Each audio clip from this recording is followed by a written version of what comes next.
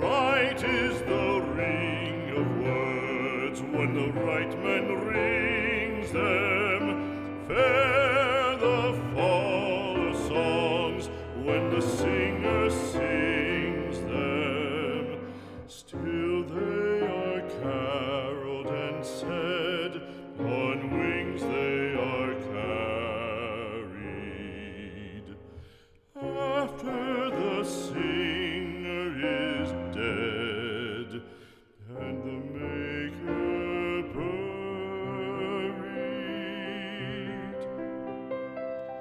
lo, as the singer lies in the field of heather, songs of his fashion bring the swains together.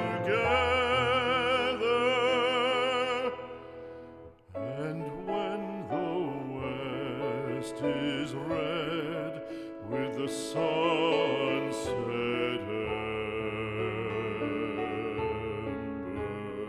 embers, the lover lingers and sings, and the maid remembers.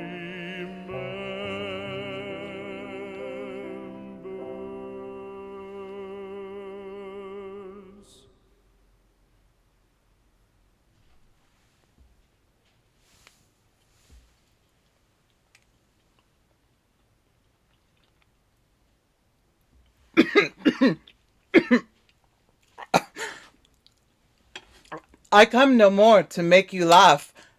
Things now that bear a weighty and a serious brow, sad, high, and working, full of state and woe, such noble scenes as draw the eye to flow, we now present.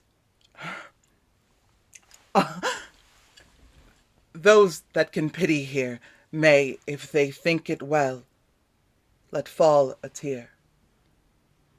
The subject well deserved. Such as give their money out of hope they may believe may here find truth too.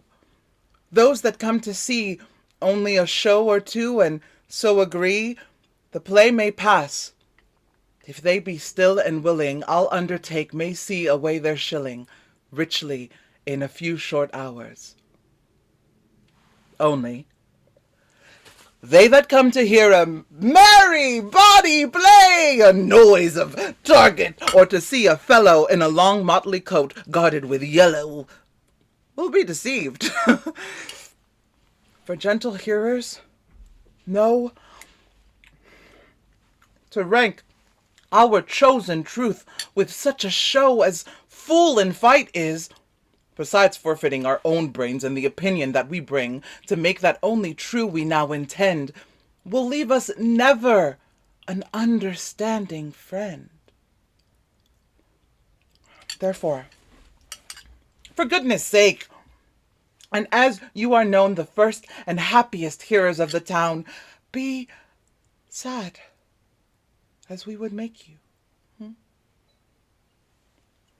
Think you see the very persons of our noble story as they were living. Think you see them great and followed with the general throng and sweat of 1,000 friends, that in a moment see how soon this mightiness meets misery. And if you can be merry then, I'll say, a man may weep upon his wedding day.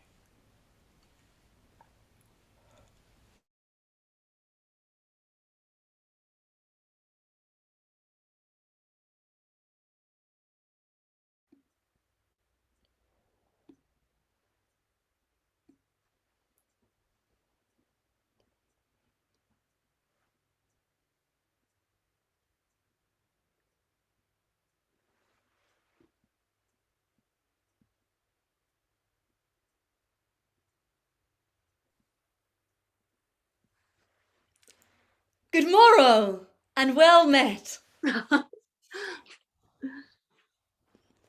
How have you done since we last met and saw in France? I thank your grace healthful, and ever since a fresh admirer of what I saw there. An untimely ague stayed me a prisoner in my chamber when those sons of glory, those two lights of men, met in the vale of Andren. Twixt Gines and Ard, I was then present, and saw them salute on horseback, beheld them when they lighted, how they clung together in their embracement as they grew together, which had they, what 4 throned ones could have weighed such a compounded one? All the whole time I was my chamber's prisoner. Then you lost the view of earthly glory. Men might say till this time pomp was single, but now married to one above itself. Each following day became the next day's masters, till the last one made former wonders its. Today the French, all clinquant, all in gold, like heathen gods, shone down the English, and tomorrow they made Britain India. Every man that stood showed like a mine. Their dwarfish pages were as cherubims, all gilt. The madams too, not used to toil, did almost sweat to bear this pride upon them, that their very labour was to them as a painting. Now, this mask was cried incomparable, and the ensuing night made it a fool and beggar. The two kings, equal in lustre, were now best, now worst, as presents did present them. Him in eye, still him in praise, and being present both, 'twas said they saw but one, and no discerner durst wag his tongue in censure. When these sons, for so they phrase them, by their heralds challenge their noble spirits to arms, they did perform beyond thought's compass. That former fabulous story, being now seen possible enough, got credit that Bevis was believed. Oh, you go far. As I belong to worship and affect in honour, honesty, the tract of everything would by a good discourser lose some life, which action self was tongue to. All was royal. To the disposing of it, naught rebelled. Order gave each thing view. The office did distinctly his full function. Who did guide? Who set the body and the limbs of this great sport together, as you guess? One certes that promises no element in such a business. I pray you, who, my lord? All this was ordered by the good discretion of the Right Reverend Cardinal of York. The devil speed him! No man's spice freed from his ambitious finger. What had he to do in these fierce vanities? I wonder that such a keech can with his very bulk take up the rays of the beneficial sun and keep it from the earth. Surely, sir, there's in him stuff that puts him to these ends, for being not propped by ancestry, whose grace chalks successors their way, nor called upon for high feats done to the crown, neither allied to eminent assistance, but spider-like, out of his self-drawing web, he gives us note, the force of his own merit makes his way. A gift that heaven gives for him, which buys a place next to the king. I cannot tell what heaven hath given him. Let some graver eye pierce unto that. But I can see his pride peep through each part of him. Whence has he that? If not from hell, the devil is a niggard, or has given all before. He begins a new hell in himself.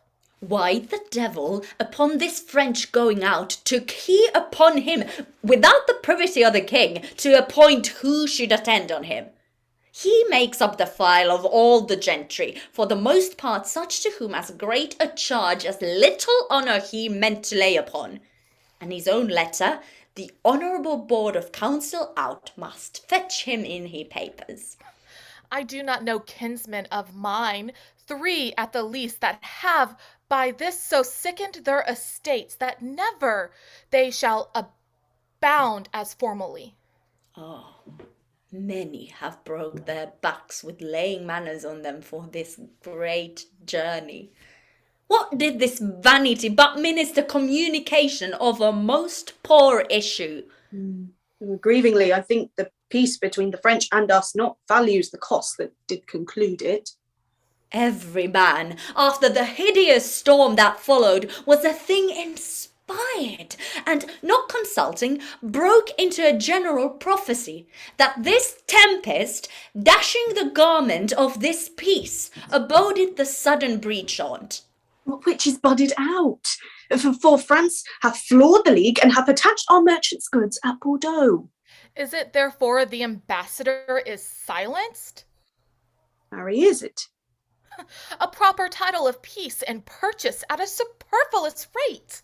Why, all this business our reverend Cardinal carried. Like it, your grace, the state takes notice of the private difference betwixt you and the Cardinal.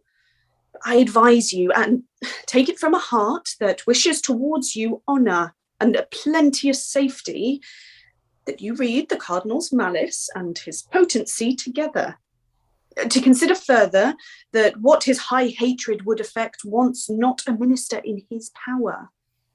You know his nature, that he's revengeful, and I know his sword hath a sharp edge. It's long, and it may be said it reaches far, and where 'twill not extend, thither he darts it. Bosom up my counsel. You'll find it wholesome. Lo, where comes that rock that I advise your shunning? Duke of Buckingham's surveyor, huh? Where's his examination? Here, so please you. Is he in person ready? Aye, please your grace. Well, we shall then know more, and Buckingham shall lessen this big look. This butcher's cur is venomed-mouthed, and I have not the power to muzzle him. Therefore best not wake him in his slumber.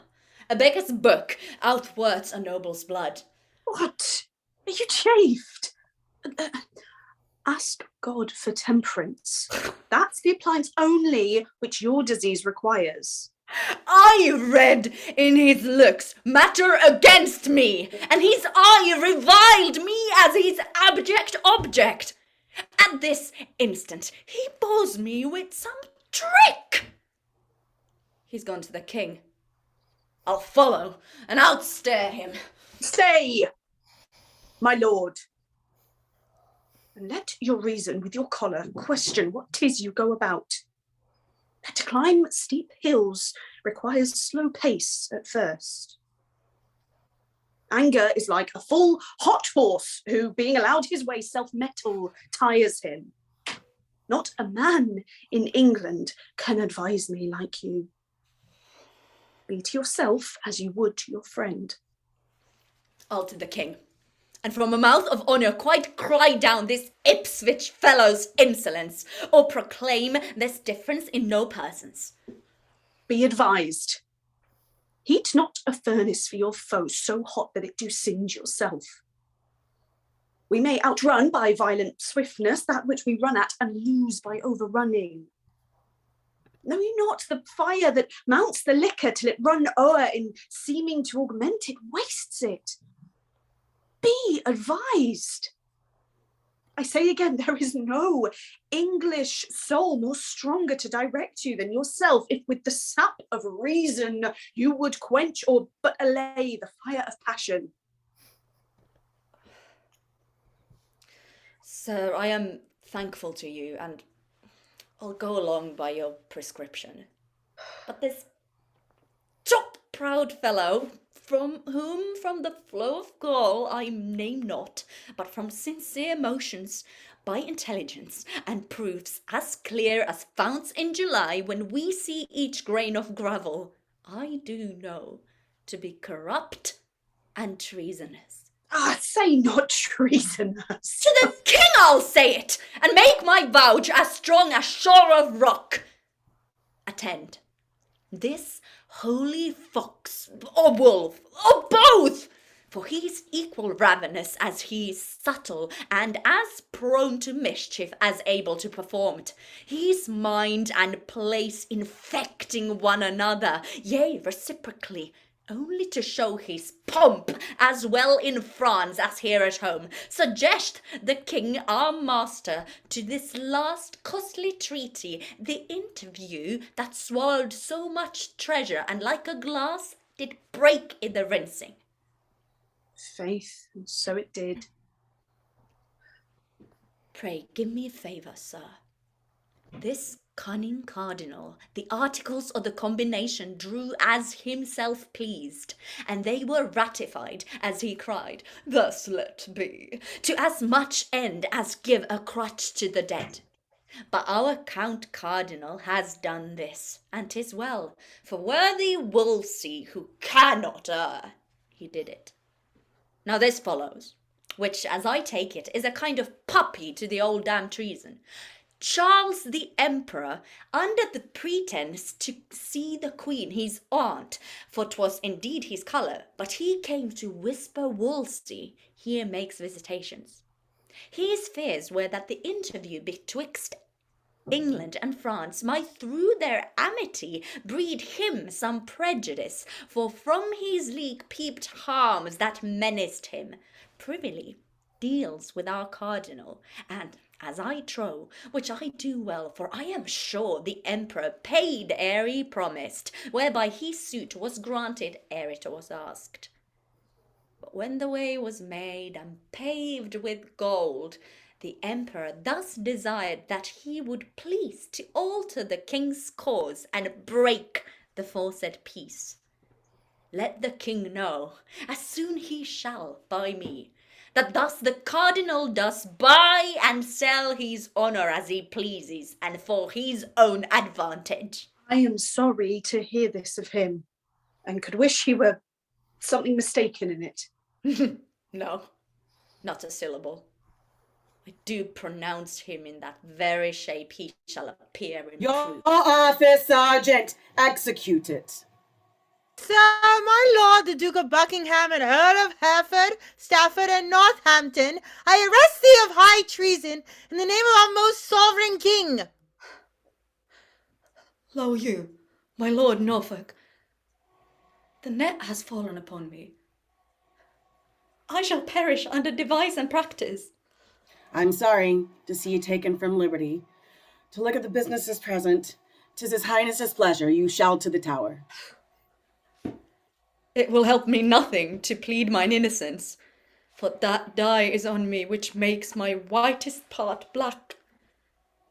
The will of heaven be done in this and all things. I obey. Oh, my lord Abergavenny, fare you well.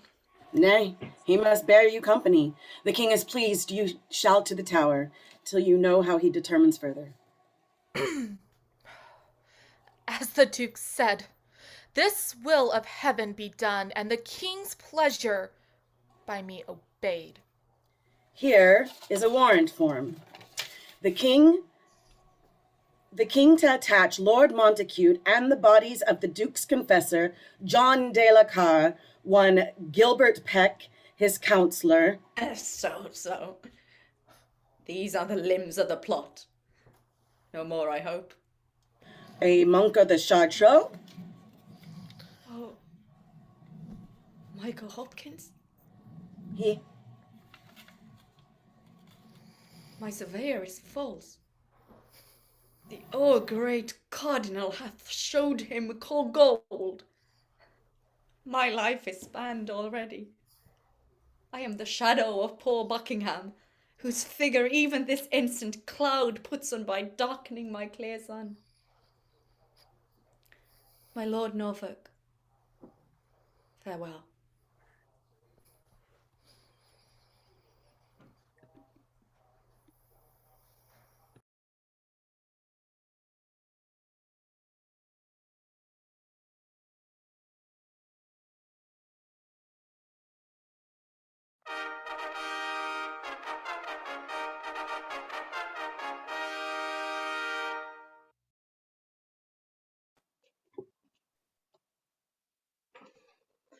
My life itself, and the best heart of it, thanks you for this great care.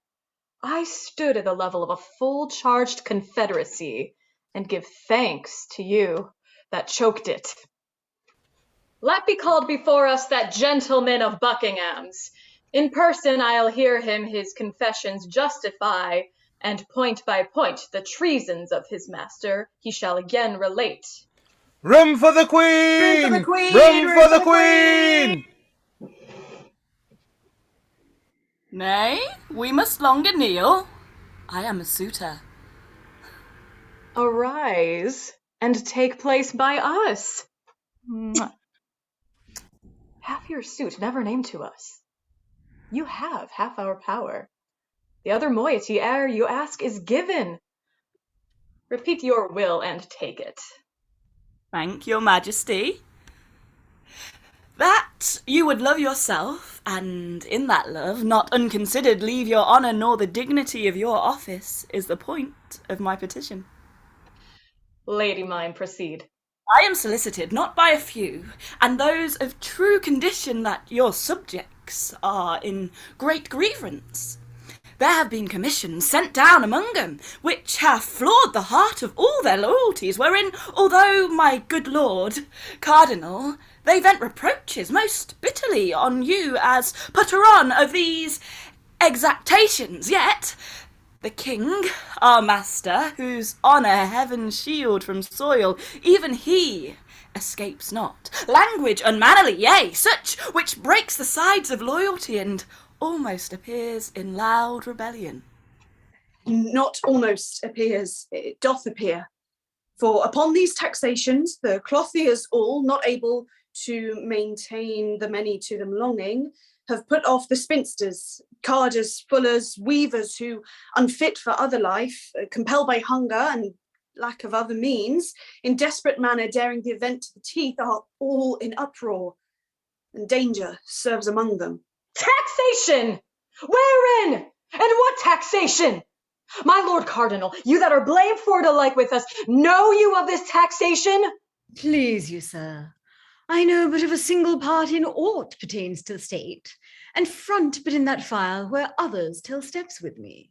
No, my lord, you know no more than others, but you frame things that are known alike, which are not wholesome to those who would not know them, and yet must perforce be their acquaintance. These exactations, wherefore my sovereign would have note, they are most pestilent to the hearing, and to bear 'em the back in sacrifice to the Lord, they say they are devised by you, or else you suffer too hard an exclamation.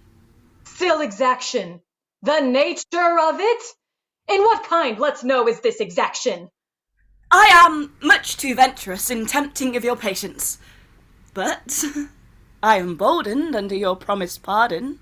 The subject's grief comes through commissions, which compels from each the 6th part of his substance to be levied without delay, and the pretence for this is named your wars in France. This makes bold mouths, tongues spit their duties out, and cold hearts freeze allegiance in them. Their curses now live where their prayers did, and it comes to pass this tractable obedience is a slave to each insensed will. I would your highness would it give it quick consideration, for there is no primer baseness. By my life, this is against our pleasure. And for me, I am no further gone in this than by a single voice, and that not past me, but by learned approbation of the judges.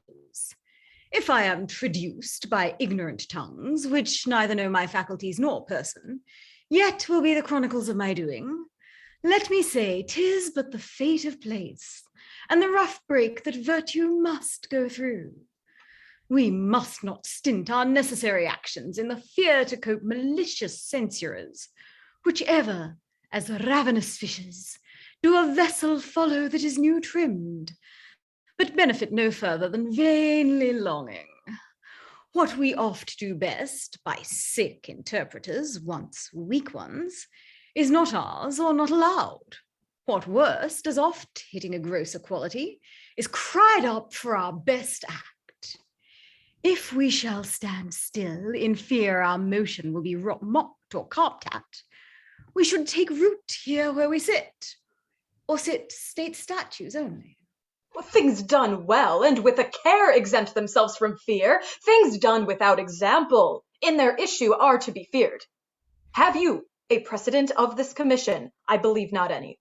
We must not rend our subjects from our laws and stick them in our will. 6th part of each, a trembling contribution. Why, we take from every tree lop, bark, and part of the timber, and though we leave it with a root, thus hacked, the air will drink the sap. To every county where this is questioned, send our letters with free pardon to each man that has denied the force of this commission. Pray look to it. I put it to your care. A word with you. Let there be letters writ to every shire of the king's grace and pardon. The grieved commons hardly conceive of me. Let it be noised that through our intercession this revokement and pardon comes. I shall anon advise you further in the proceeding. I am sorry that the Duke of Buckingham is run in your displeasure. It grieves many. The gentleman is learned and a most rare speaker, to nature none more bound. His training such that he may furnish and instruct great teachers, and never seek aid for aid out of himself. Yet see, when these so noble benefits shall prove not well disposed, the mind growing once corrupt, they turn to vicious forms, 10 times more ugly than ever they were fair. This man, so complete, who was enrolled mongst wonders, and when we almost with ravished listening could not find his hour of speech a minute, he, my lady, hath into monstrous habits put the graces that once were his, and is become as black as if besmeared in hell. Sit by us. You shall hear that this was his gentleman in trust. Of him things to strike honour sad. Bid him recount the fore-recited practices, whereof we cannot feel too little, hear too much. Stand forth, and with bold spirit relate what you, most like a careful subject, have collected out of the Duke of Buckingham. Speak freely. First,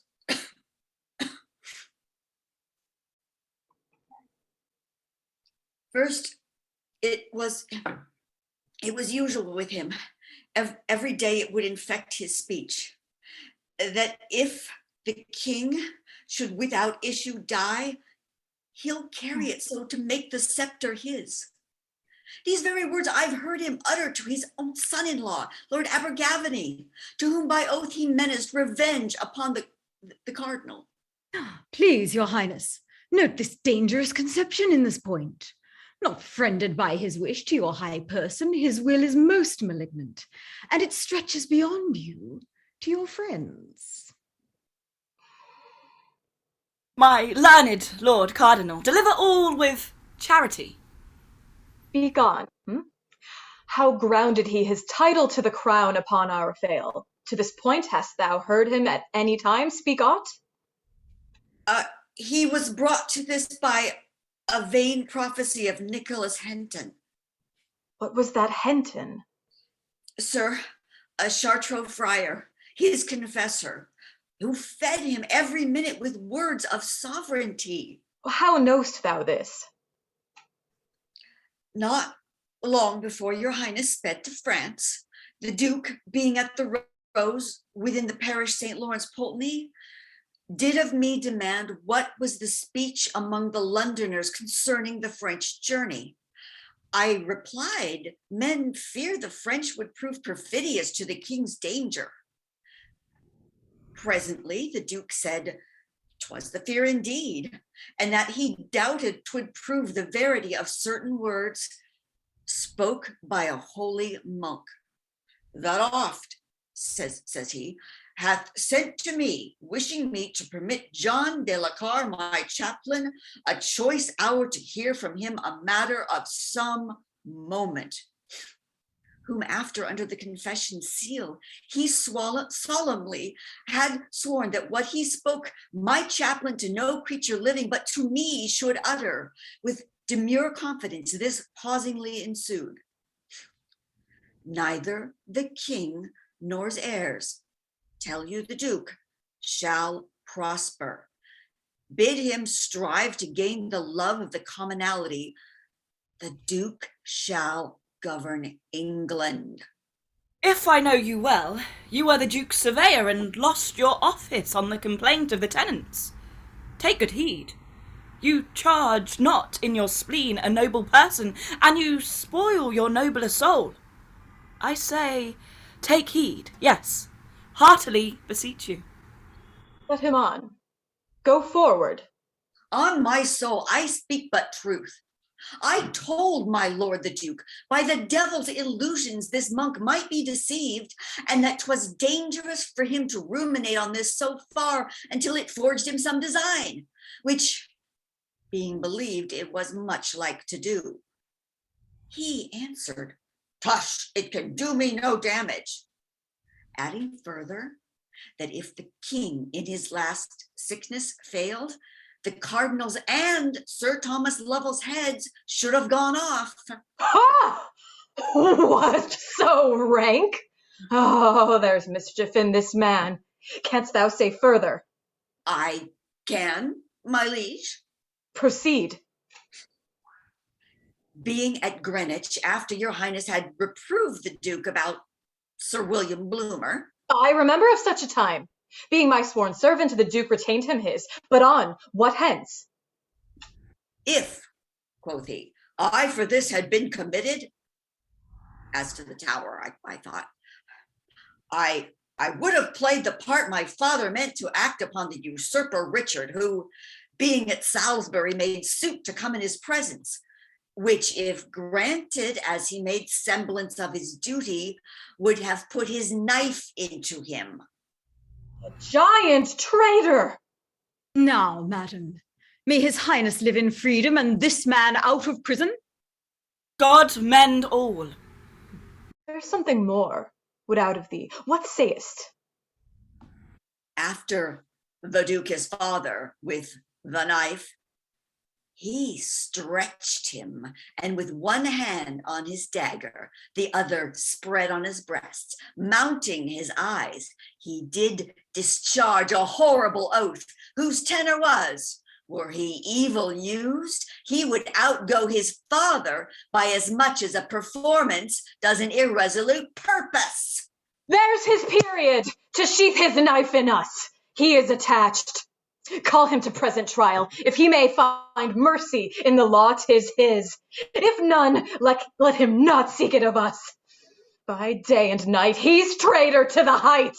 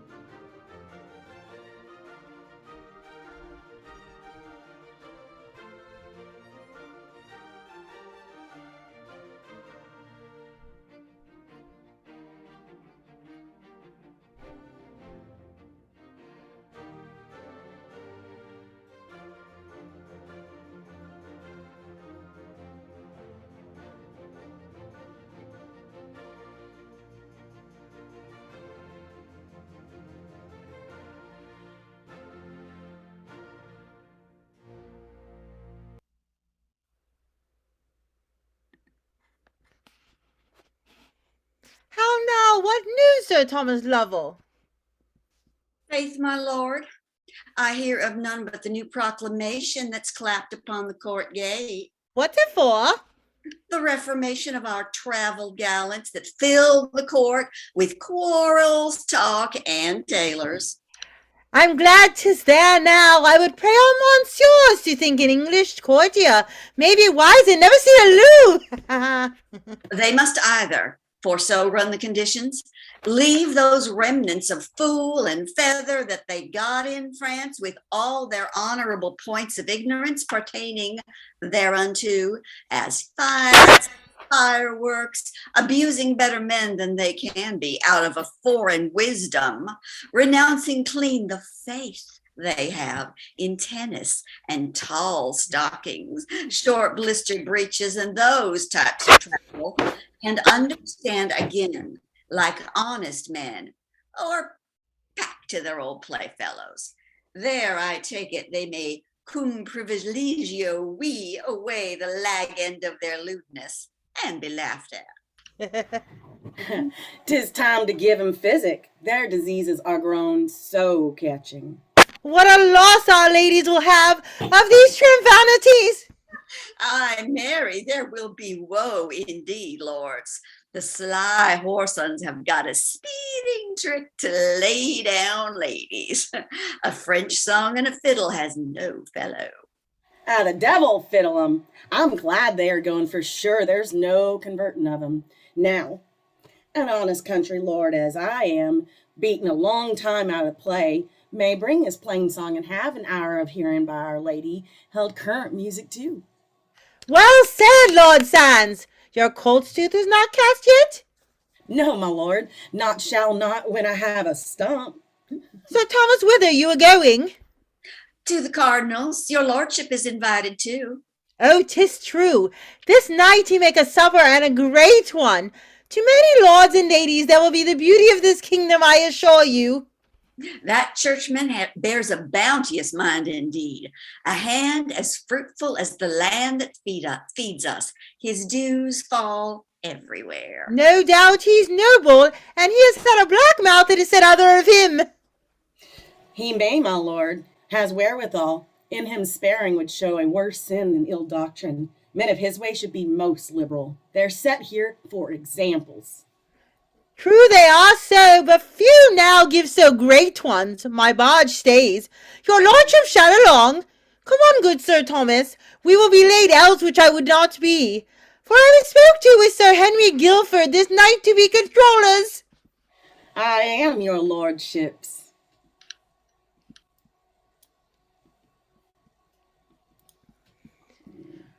Sweet.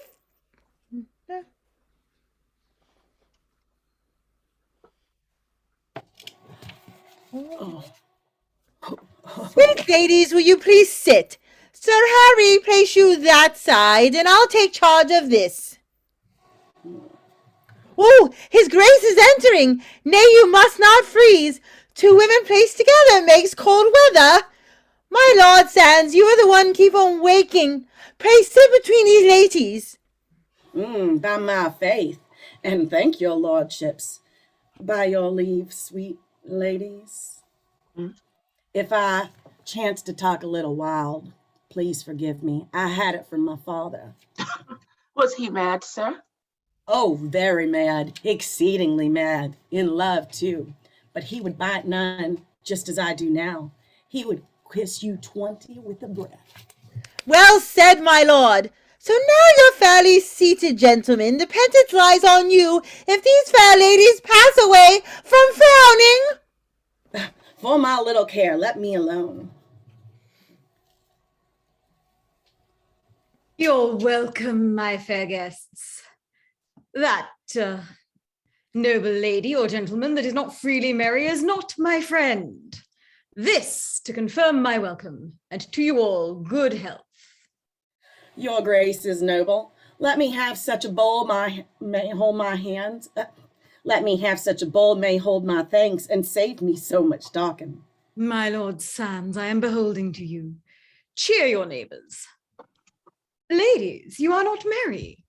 Gentlemen, whose fault is this? The red wine first must rise into their fair cheeks, my lord. Then we shall have 'em talk us to silence. Oh, you are a merry gangster, my lord Sands. Yes, if I make my play, here's to your ladyship, and pledge it, madam. For 'tis to such a thing. You cannot show me. I told your grace they would talk a none.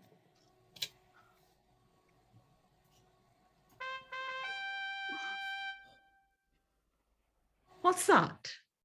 Look out there, some of you. What warlike voice, and to what end is this? Nay, ladies, fear not. By all the laws of war, you're privileged. How now, what's it?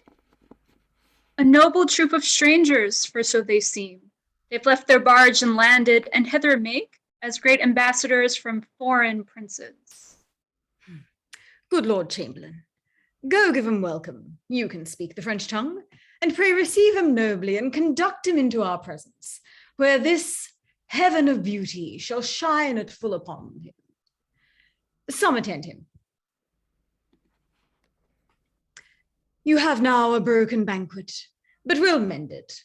A good digestion to you all, and once more I shower a welcome on you. Welcome all.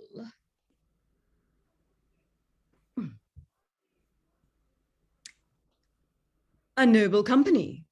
What are their pleasures? Because they speak no English, thus they pray to tell your grace that having heard by fame of this so noble and fair assembly, this night to meet here they could do no less. Out of the great respect they bear to beauty, but leave their flocks and under your fair conduct, crave to leave to view these ladies and entreat an hour of revels with them. Say, Lord Chamberlain, they have done my poor house grace, for which I pay 1,000 thanks, and pray 'em take their pleasures.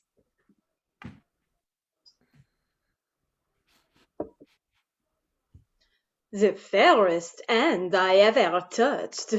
Oh, beauty, till now I never knew thee.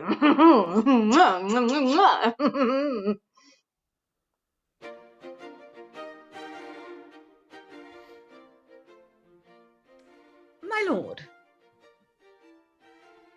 Your grace? Pray tell him thus much from me. There should be one amongst 'em by his person more worthy this place than myself, to whom, if I but knew him, with my love and duty, I would surrender it. I will, my lord.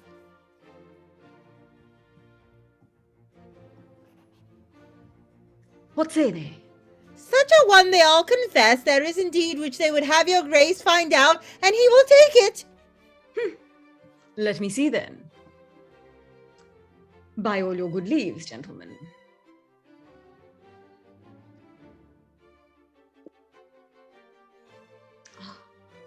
Here, I'll make my royal choice. You have found him, Cardinal. Oh, you hold a fair assembly. You do well, Lord. You are a churchman, or I'll tell you, Cardinal, I should judge now unhappily. I am glad your grace is grown so present. And Lord Chamberlain, prithee come hither. What fair lady's that? And to please your grace, Sir Tommen Bullen's daughter, the Viscount Rockford, one of her highness's women? By heaven, she is a dainty one. Sweetheart, I were unmannerly to take you out and not to kiss you. Mwah. A health, gentlemen! Let it go around. Yeah. Sir Thomas Lovell, is the banquet ready in the privy chamber? Yes, my lord. Your grace, I fear, with dancing is a little heated. I fear too much. There's fresher air, my lord, in the next chamber. Oh, lead in your ladies, everyone. Sweet partner, I must not yet forsake you. Let's be merry. Good, my lord cardinal. I have half a dozen healths to drink for these fair ladies, and a measure to lead them in once again. And then let's dream who's best in favor. Let the music knock it!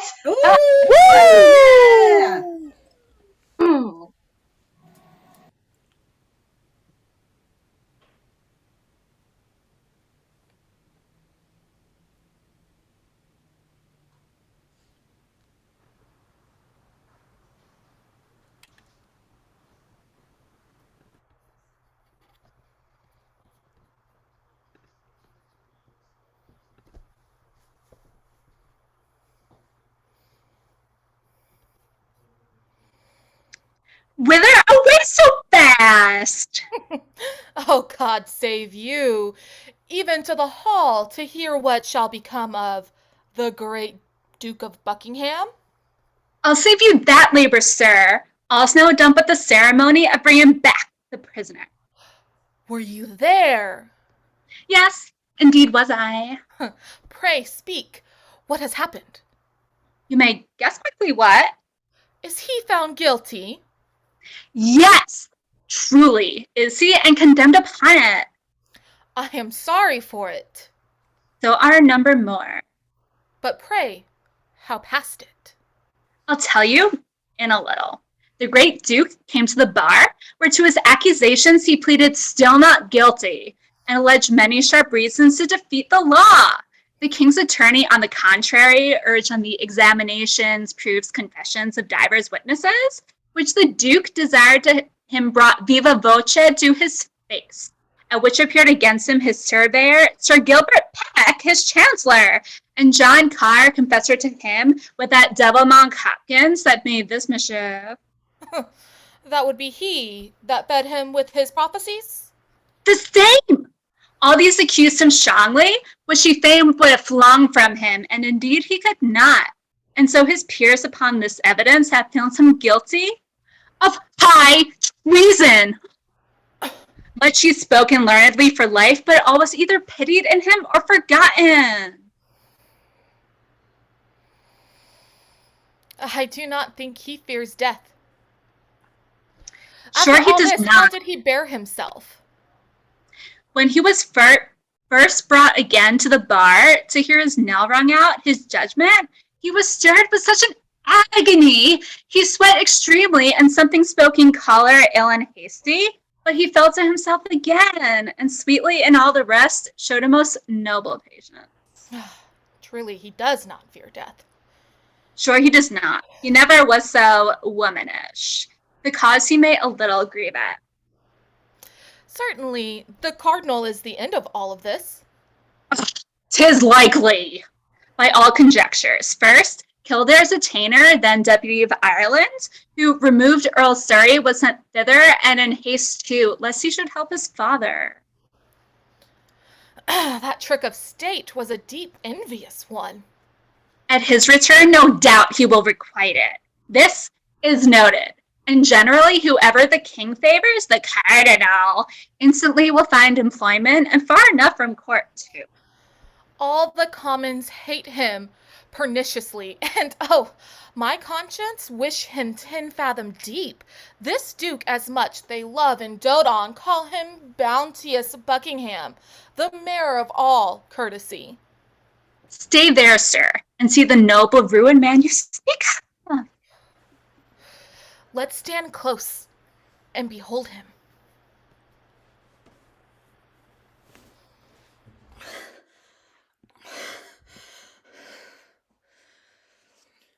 All good people, you that thus far have come to pity me, hear what I say, and then go home and lose me.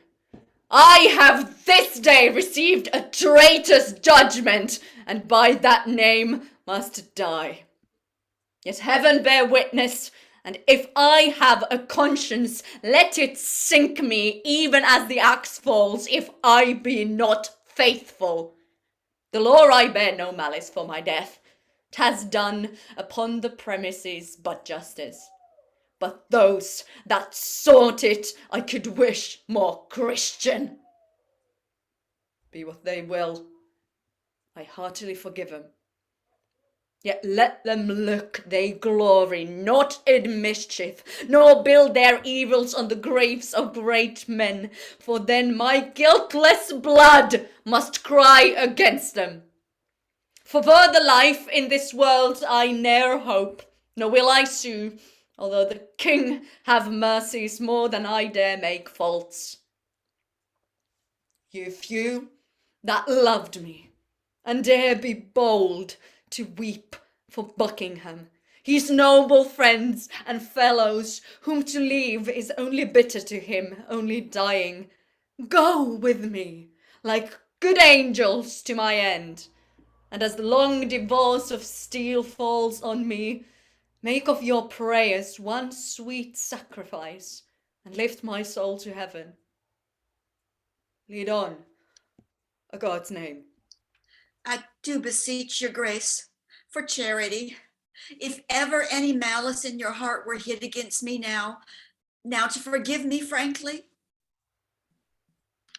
Sir Thomas Lovell, I as free forgive you as I would be forgiven. I forgive all.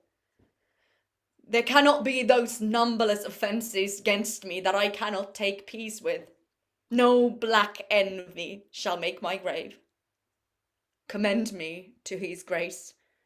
And if he speak of Buckingham, pray tell him you met him half in heaven.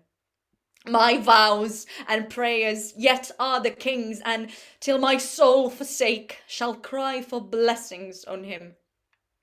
May he live longer that I have time to tell his years, Ever beloved and loving may his rule be, and when all time shall lead him to his end, goodness and he fill up one monument.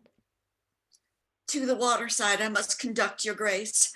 Then give my charge up to Sir Nicholas Vaux, who undertakes you to your end. Prepare there. The Duke is coming. See the barge be ready, and fit it with such furniture as suits the greatness of his person. Nay, Sir Nicholas, let it alone. My state now will but mock me. When I came hither, I was Lord High Constable and Duke of Buckingham. Now, poor Edward Bohun. Yet I am richer than my base accusers, that never knew what truth meant. I now seal it, and with that blood will make him one day groan for it. My noble father, Henry of Buckingham, who first raised head against usurping Richard, flying for succour to his servant Bannister, being distressed, was by that wretch betrayed, and without trial fell. God's peace be with him. Henry the Seventh succeeding, truly pitying my father's loss, like a most royal prince, restored me to my honours, and out of ruins made my name once more noble. Now his son, Henry the Eighth, life, honour, name, and all that made me happy at one stroke, has taken forever from the world. I had my trial, and must needs say a noble one, which makes me a little happier than my wretched father. Yet thus far we are one in fortunes. Both fell by our servants, by those men we loved most. A most unnatural and faithless service. Heaven has an end in all. Yet you that hear me, this from a dying man receive as certain. Where you are liberal of your loves and counsels, be sure you be not loose. For those you make friends and give your hearts to, when they once perceive the least rub in your fortunes, fall away like water from you, never found again, but where they mean to sink you. All good people, pray for me. I must now forsake you. The last hour of my long weary life is come upon me. Farewell. And when you would say something that is sad, speak how I fell. I have done. And God forgive me.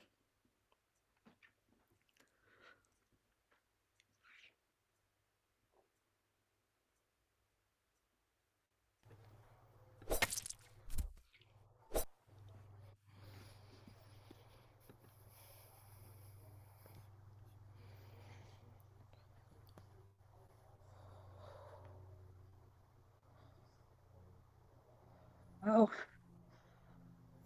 this is full of pity, sir. It calls, I fear, too many curses on their heads that were the author. If the Duke be guiltless, 'tis full of woe. Yet I can give you an inkling of an ensuing evil if it fall, greater than this. Good angels keep it from us. What may it be? You do not doubt my faith, sir. This secret is so weighty, 'twill require a strong faith to conceal it. Let me have it. I do not talk much. I am confident you shall, sir. Do you not know of late days here a buzzing of separation between the king and Catherine? Yes, but I held not, For when the king once heard it, out of anger, he sent command to the Lord Mayor straight to stop the rumor and allay those tongues that durst disperse it. But that slander, sir, is found a truth now, and it grows again, fresher than it was, and held for certain the king will venture at it. Either the cardinal or some about him near have, out of malice to the good queen, possessed him with a scruple that will undo her. To confirm this too, Lord Campeius is arrived, and lately, as all think for this business. 'Tis the Cardinal, and merely to revenge him on the Emperor for not bestowing on him at his asking the Archbishopric of Toledo. This is proposed. I think you've hit the mark, but 'tis not cruel that she should feel the smart of this. The Cardinal will have his will, and she must fall. 'Tis lawful!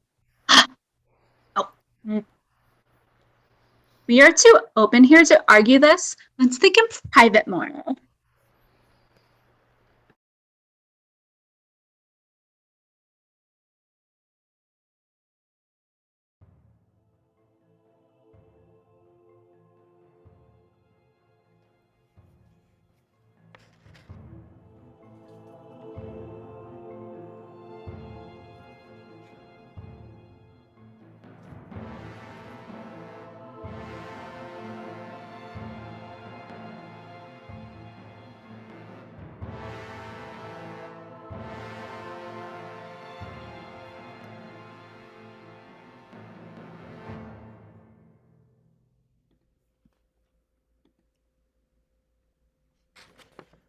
My lord, the horses your lordship sent with all the care I saw, well chosen, ridden and furnished. They were young and handsome, and the best breed in the north. When they were ready to set out for London, a man of my lord Cardinal's, by commission and main power, took 'em from me. With this reason his master would be served before a subject, if not before the king, which stopped our mouths, sir. I fear he will indeed. Well, let him have them. He will have all, I think.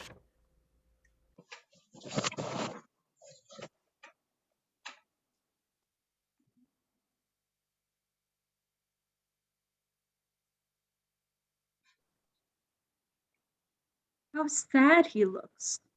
Sure, he is much afflicted. Who's there? Huh? Pray God he be not angry. Who's there, I say? How dare you thrust yourselves into my private meditations? Who am I, huh? A gracious king that pardons all offences, malice ne'er meant. Our breach of duty this way is business of estate, in which we come to know your royal pleasure. You are too bold. Go to. I'll make you know your times of business. Is this an hour for temporal affairs, huh? Who's there? My good Lord Cardinal? Oh, my Wolsey! Oh, the quiet of my wounded conscience. Oh, thou art a cure fit for a king. Ah, you are welcome, most learned, reverend sir, into our kingdom. Use us and it. My good lord, have great care I be not found a talker. Sir, you cannot.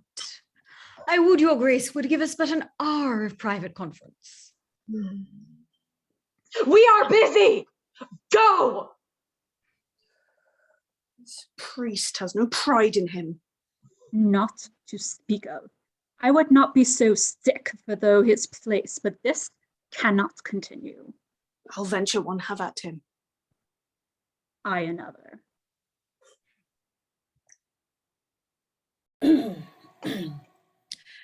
Your grace has given a precedent of wisdom above all princes in committing freely your scruple to the voice of Christendom. Who can be angry now? What envy reach you? The Spaniard, tied by blood and favour to her, must now confess, if they have any goodness, the trial just and noble. All the clerks, I mean the learned ones in Christian kingdoms, have their free voices. Rome, the nurse of judgment, invited by your noble self, hath sent one general tongue unto us. This good man, this just and learned priest, Cardinal Campeius, whom once more I present unto your highness. And once more in mine arms I bid him welcome, and thank the holy conclave for their loves. They have sent me such a man I would have wished for. Your grace must needs deserve all strangers' loves. You are so noble. To your highness's hand I tender my commission, by whose virtue the court of Rome commanding, you, my lord, Cardinal of York, are joined with me, their servant, in the unpartial judging of this business. To equal men. The queen shall be acquainted forthwith for what you come. Where's Gardiner? I know your majesty has always loved her so dear in heart, not to deny her that a woman of less place might ask by law. Scholars allowed freely to argue for her. Aye, and the best she shall have, and my favour to him that does best. God forbid else. Cardinal, prithee call Gardiner to me, my new secretary. I find him a fit fellow.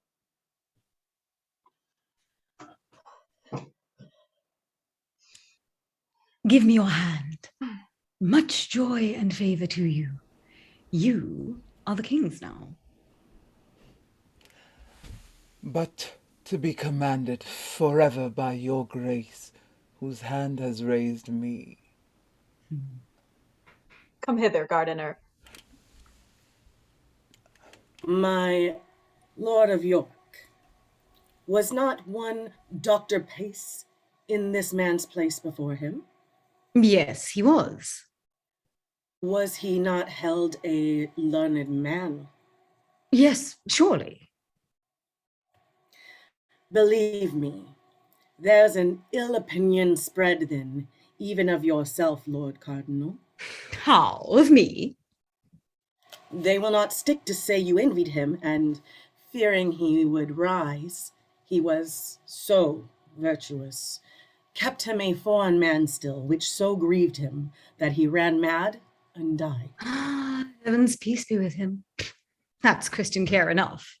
For living murmurers, there's places of rebuke. He was a fool, for he would needs be virtuous.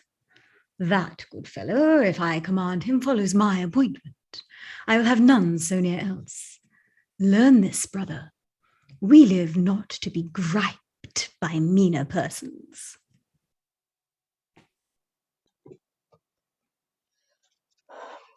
Deliver this with modesty to the queen. The most convenient place that I can think of for such receipt of learning is Blackfriars. There you shall meet about this weighty business. My Wolsey see it furnished. Oh, my lord, would it not grieve an able man to leave so sweet a bedfellow? But conscience, 'tis a tender place, and I must leave her.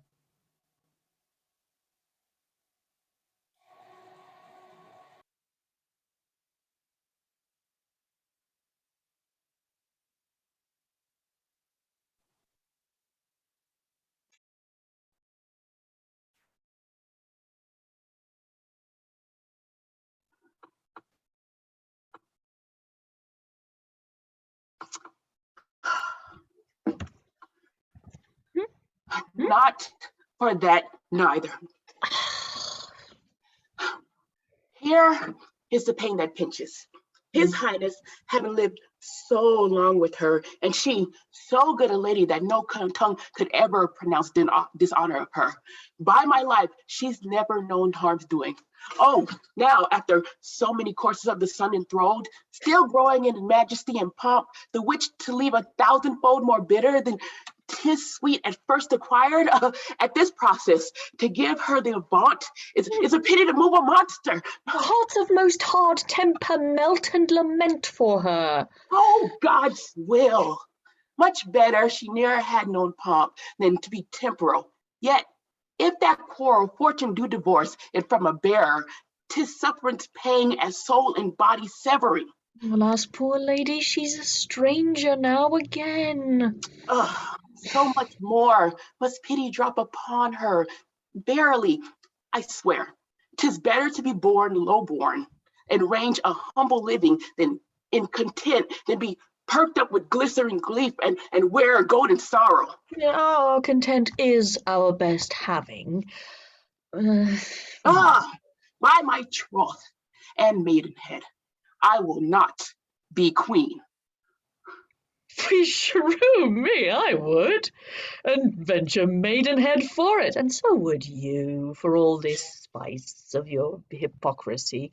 You, that have so fair parts of woman, on you have too a woman's heart, which ever yet affected eminence, wealth, sovereignty, which, to say sooth, are blessings, and which gifts, saving your mincing, your the capacity of your soft cheverel conscience would receive, if you might please to stretch it.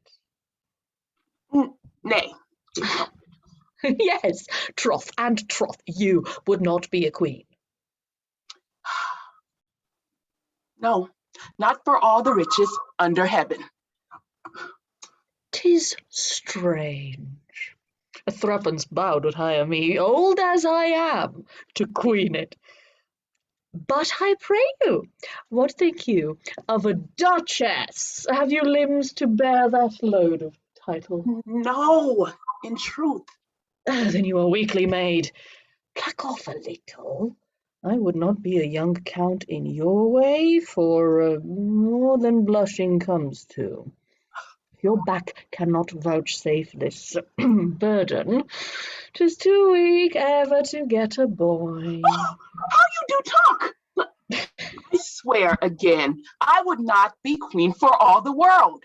In faith, for little England you'd venture an emballing.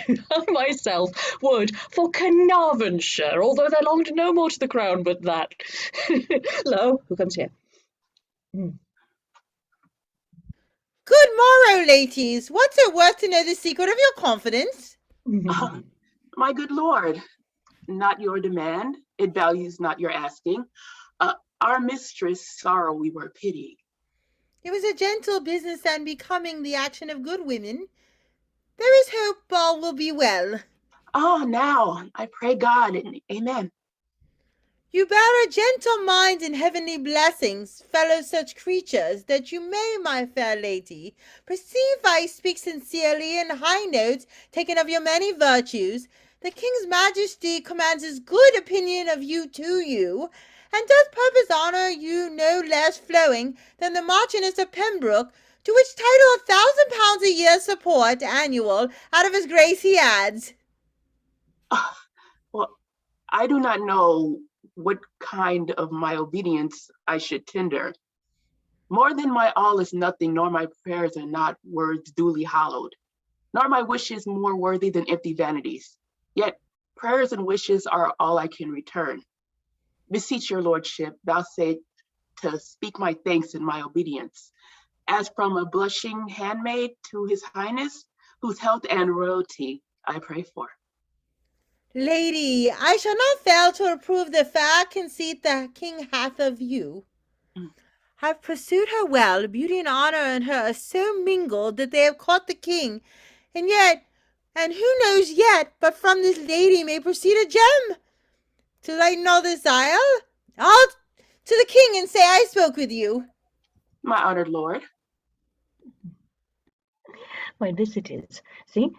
See, I have been begging 16 years at court, am yet a courtier beggarly, nor could compact betwixt too early and too late for any suit of pounds, and you, fate, a very fresh fish here, 555 upon this compelled fortune, have your mouth filled up before you open it.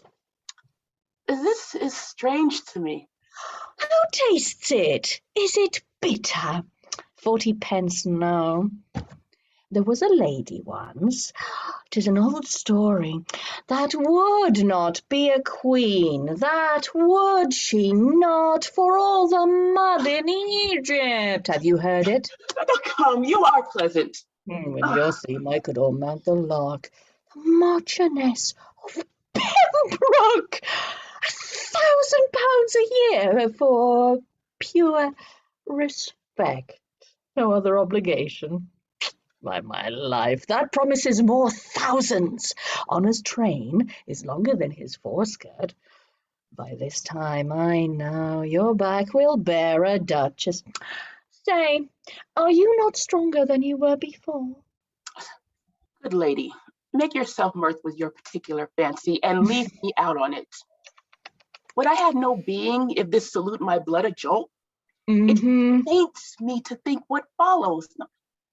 The queen is comfortless, and we forget in our long absence. Pray, do not deliver what here you've heard to her. What do you think me?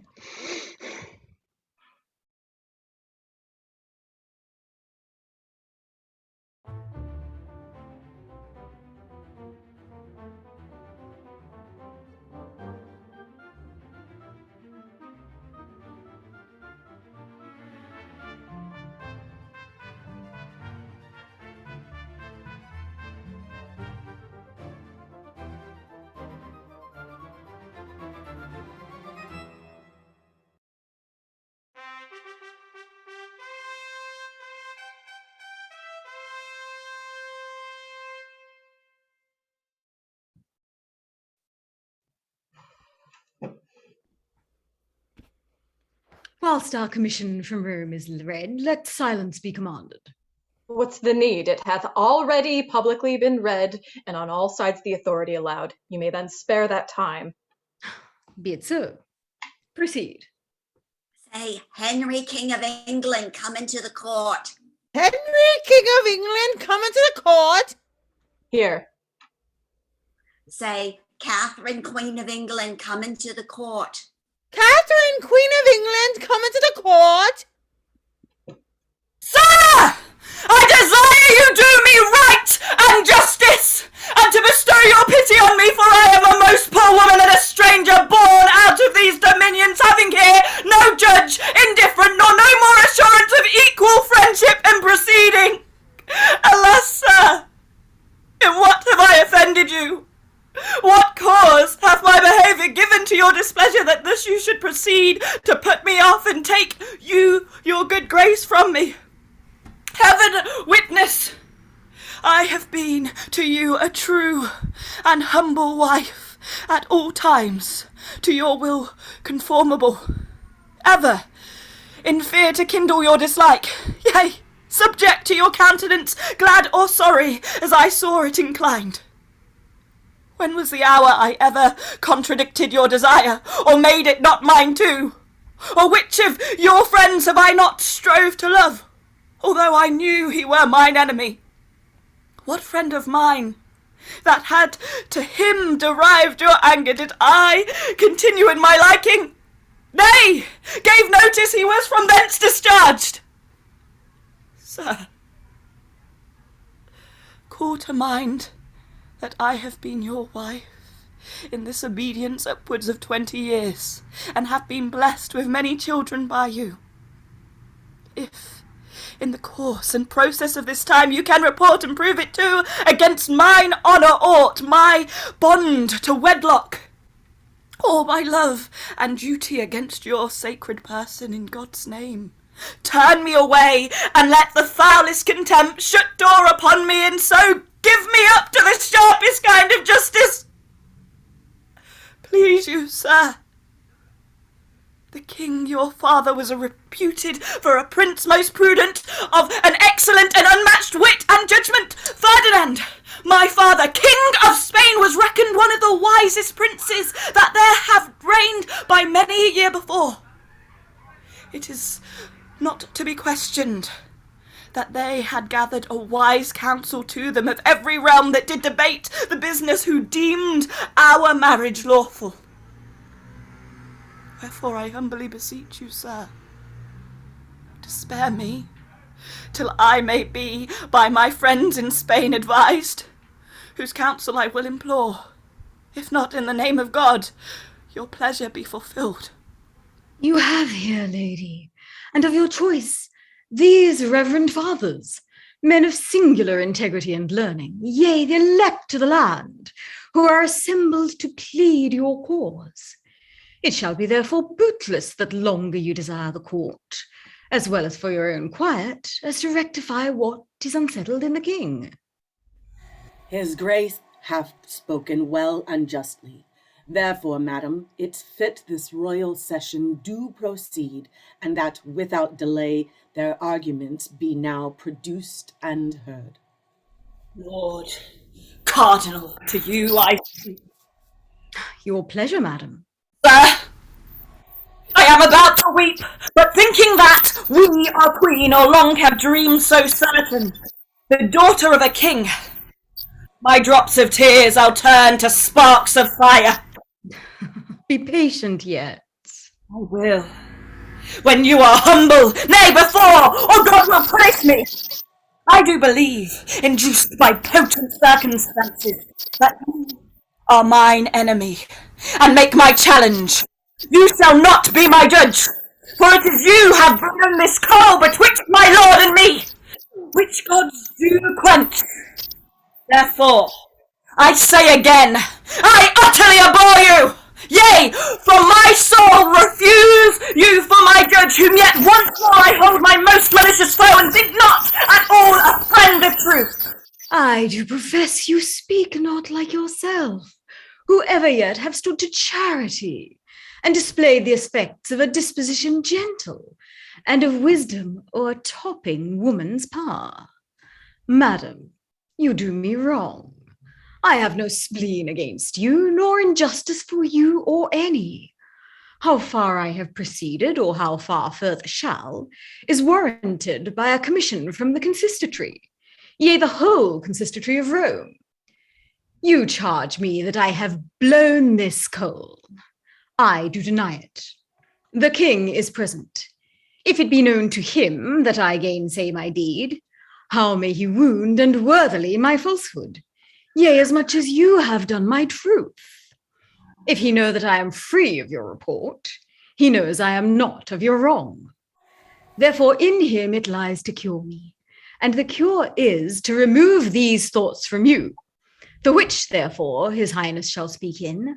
I do beseech you, gracious madam, to unthink your speaking, and to say so no more.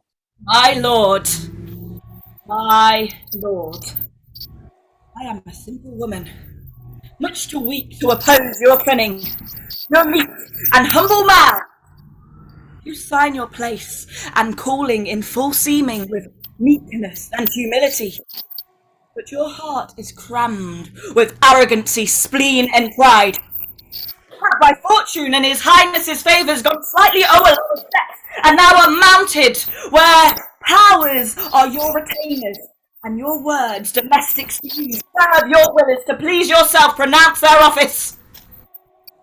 I must tell you, you tender more your person's honour than your high profession spiritual, that again, you refuse you for my judge, and here, before you all, appeal unto the Pope to bring my whole cause for his holiness, and to be judged by him. The queen is obstinate, stubborn to justice, apt to accuse it, and disdainful to be tried by it. 'Tis not well. She's going away. Oh, call her again! Catherine, Queen of England, come into the court. Madam, you are called back. What need your note it? Pray you, keep your way. When you are called, return now, the Lord help. They vex me past my patience, pray you pass on. Shelley, no, nor evermore upon this business my appearance make in any of their courts. Go thy ways, Kate. That man i' the world who shall report he has a better wife, let him in naught be trusted for speaking false in that. Thou art alone, if thy rare qualities, sweet gentleness, thy meekness, saint-like, wife-like government, obeying in commanding, and thy parts sovereign and pious else could speak thee out, the queen of earthly queens. She's noble born, and like her true nobility, she has carried herself towards me. Most gracious sir, in humblest manner, I require your highness that it shall please you to declare in hearing of all these ears, for where I am robbed and bound, there must I be unloosed, although not there at once and fully satisfied, whether I ever did broach this business to your highness, or laid any scruple in your way which might induce you to the question on't, or ever have to you, but with thanks to God for such a royal lady, spake one the least word that might be to the prejudice of her present state, or touch of her good person. My lord Cardinal, I do excuse you. Yea, upon mine honour I free you from it. You are not to be taught that you have many enemies that know not but why they are so, but like to village curs, bark when their fellows do. By some of these the queen is put in anger. You're excused. But will you be more justified? You ever have wished the sleeping of this business, never desired it to be stirred, but oft have hindered, oft the passages made toward it. On my honour, I speak my good Lord Cardinal to this point, and thus far clear him. Now, what moved me to it? I will be bold with time and your attention, then mark the inducement. Thus it came, give heed to it. My conscience first received a tenderness, scruple, and prick on certain speeches uttered by the Bishop of Bayonne, then French ambassador, who had been hither sent on the debating a marriage twixt the Duke of Orleans and our daughter Mary. In the progress of this business, ere a determinate resolution, he, I mean the bishop, did require a respite, wherein he might the king his lord advertise whether our daughter were legitimate, respecting this our marriage with the dowager, sometime our brother's wife. This respite shook the bosom of my conscience, entered me, yea, with a spitting power, and made to tremble the region of my breast, which forced such way that many mazed considerings did throng, and pressed in with this caution. First methought I stood not in the smile of heaven, who had commanded nature that my lady's womb, if it conceived a male child by me, should do no more offices of life to it than the grave does to the dead. For her male issue or died where they were made, or shortly after this world had aired them. Hence I thought this was a judgment on me, that my kingdom, well worthy the best heir of the world, should not be gladded in it by me. Then follows that I weighed the danger which my realms stood in, by this my issues fail. That gave to me many a groaning throe. Thus hulling in the wild sea of my conscience, I did steer toward this remedy, whereupon we are now present here together. That's to say, I meant to rectify my conscience, which I then did feel full sick, and yet not well by all the reverend fathers of the land and doctors learned. First I began in private with you, my lord of Lincoln. You remember how under my oppression I did wreak when I first moved you. Very well, my liege. I have spoke long. Be pleased yourself to say how far you satisfied me. So please your highness, the question did at first so stagger me, bearing a state of mighty moment in it, and consequence of dread, that I committed a daringest counsel which I had to doubt, and did entreat your highness to discourse which you are running here. I then moved you, my lord of Canterbury, and got your leave to make this present summons. Unsolicited, I left no reverend person in this court, but by particular consent proceeded under your hands and seals. Therefore go on, for no dislike i' the world against the person of my good queen, but the sharp thorny points of my alleged reasons drives this forward. Prove but our marriage lawful. By my life and kingly dignity, we are contented to wear our mortal state to come with her, Katherine our queen, before the primest creature that's paragoned of the world. So please your highness, the queen being absent, 'tis a needful fitness that we adjourn this court till further day. Meanwhile must be an earnest motion made to the queen to call back her appeal she intends unto his holiness. I may perceive these cardinals trifle with me. I abhor this dilatory sloth and tricks of Rome. My learned and well-beloved servant Cranmer, prithee return. With thy approach, I know my comfort comes along. Break up the court! I say set on.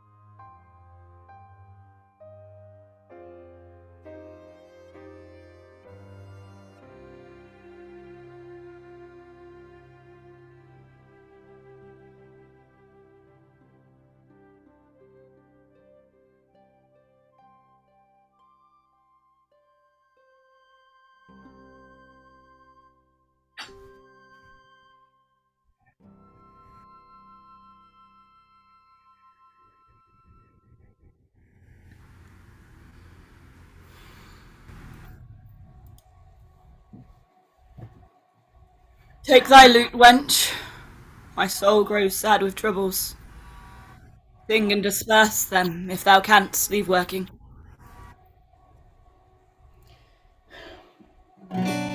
Orpheus with his lute made trees, and the mountain tops that freeze, bowed themselves when he did sing. To his music plants and flowers ever sprung a sun and showers. There I made a lasting spring. Everything that heard him play, even the billows of the sea, hung their heads and then lay by. In sweet music is such art, killing care and grief of heart. Fall asleep while hearing die.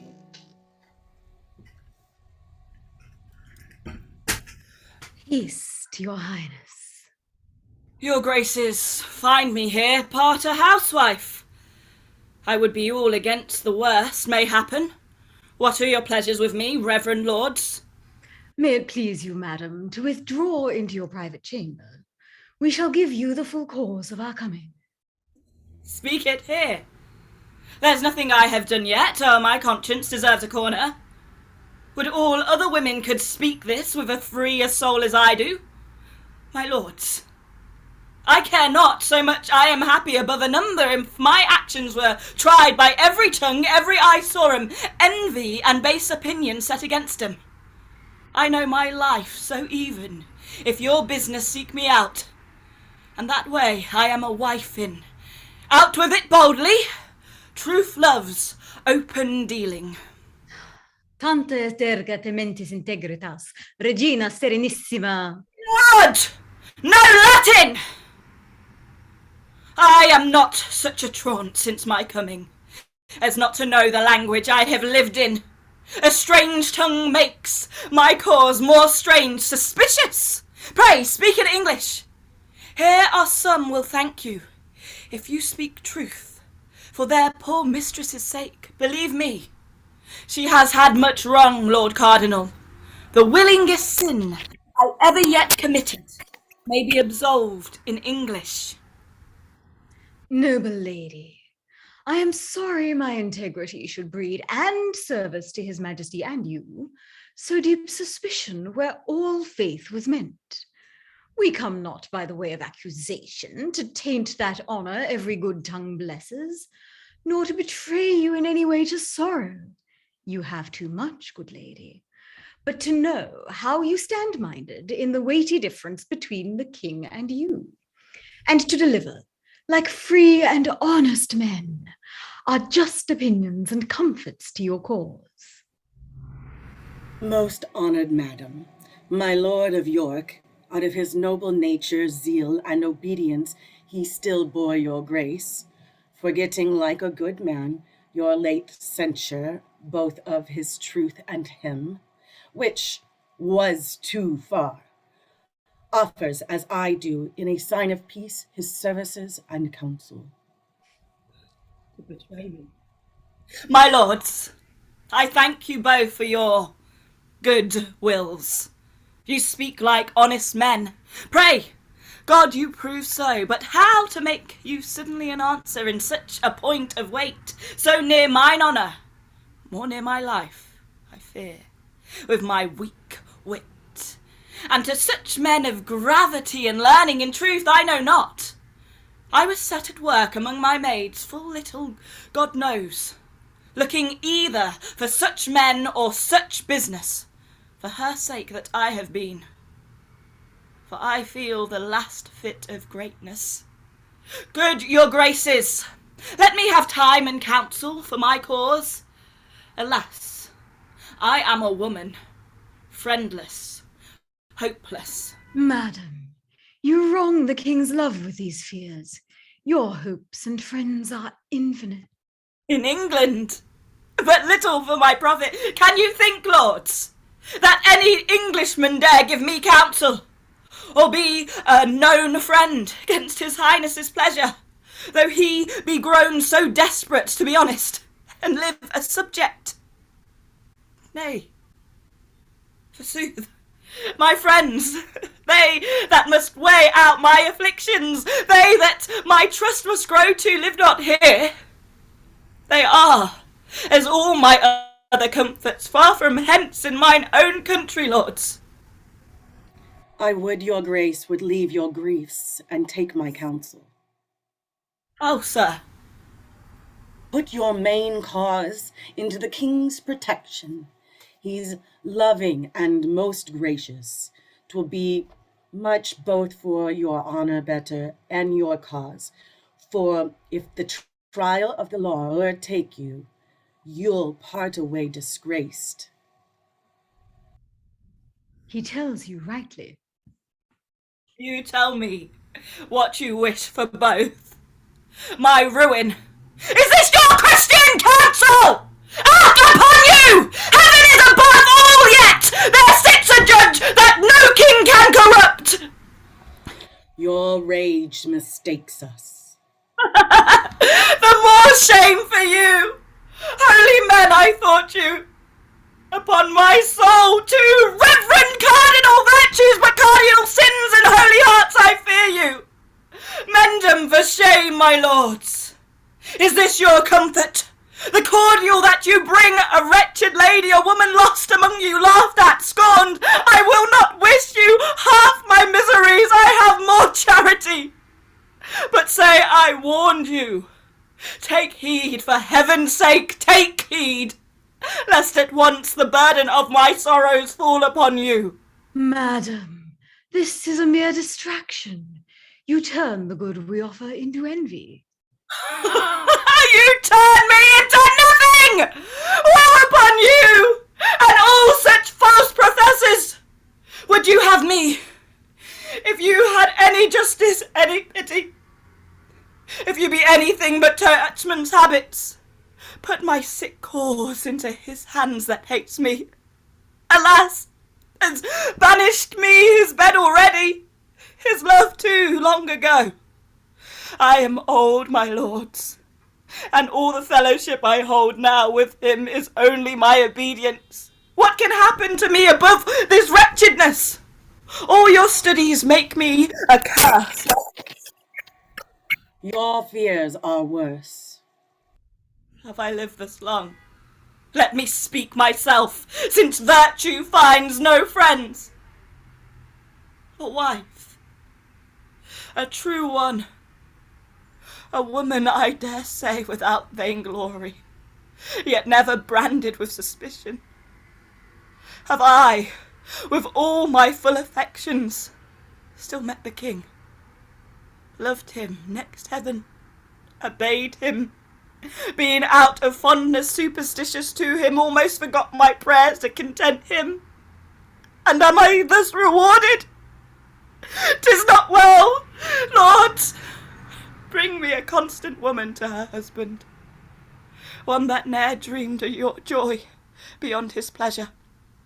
To that woman, when she has done most, yet will I add an honour, a great patience. Madam, you wander from the good we aim at.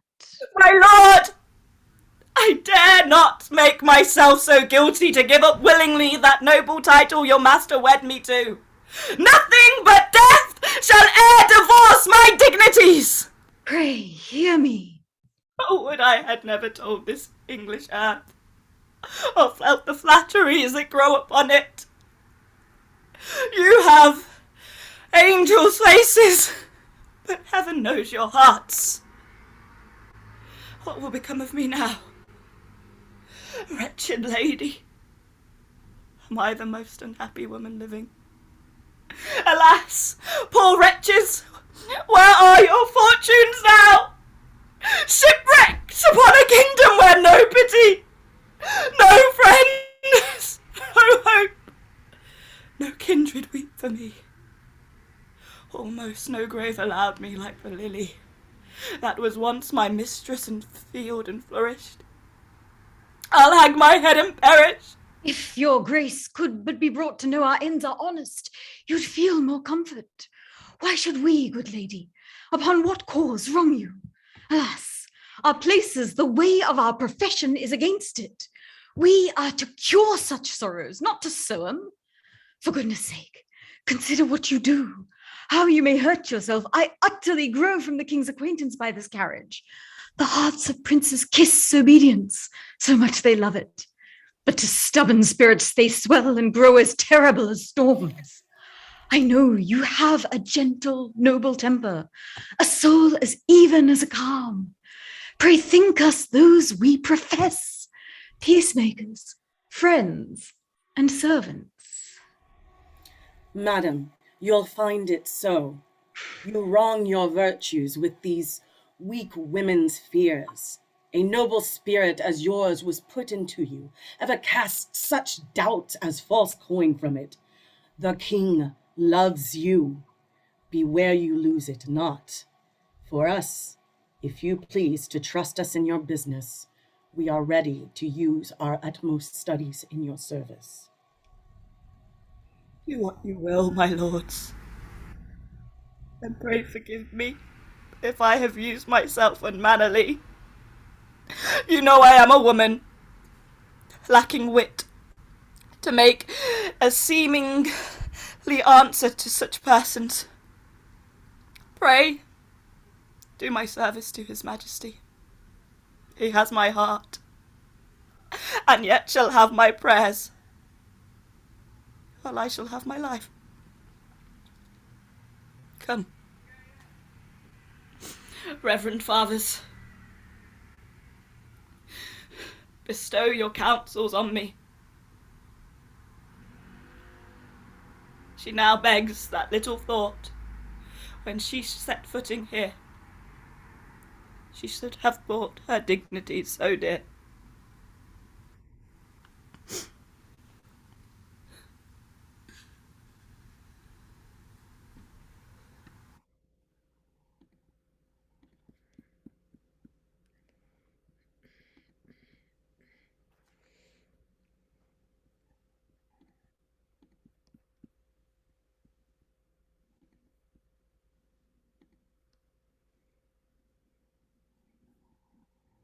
You will now unite in your complaints and force them with a constancy the cardinal cannot stand under them.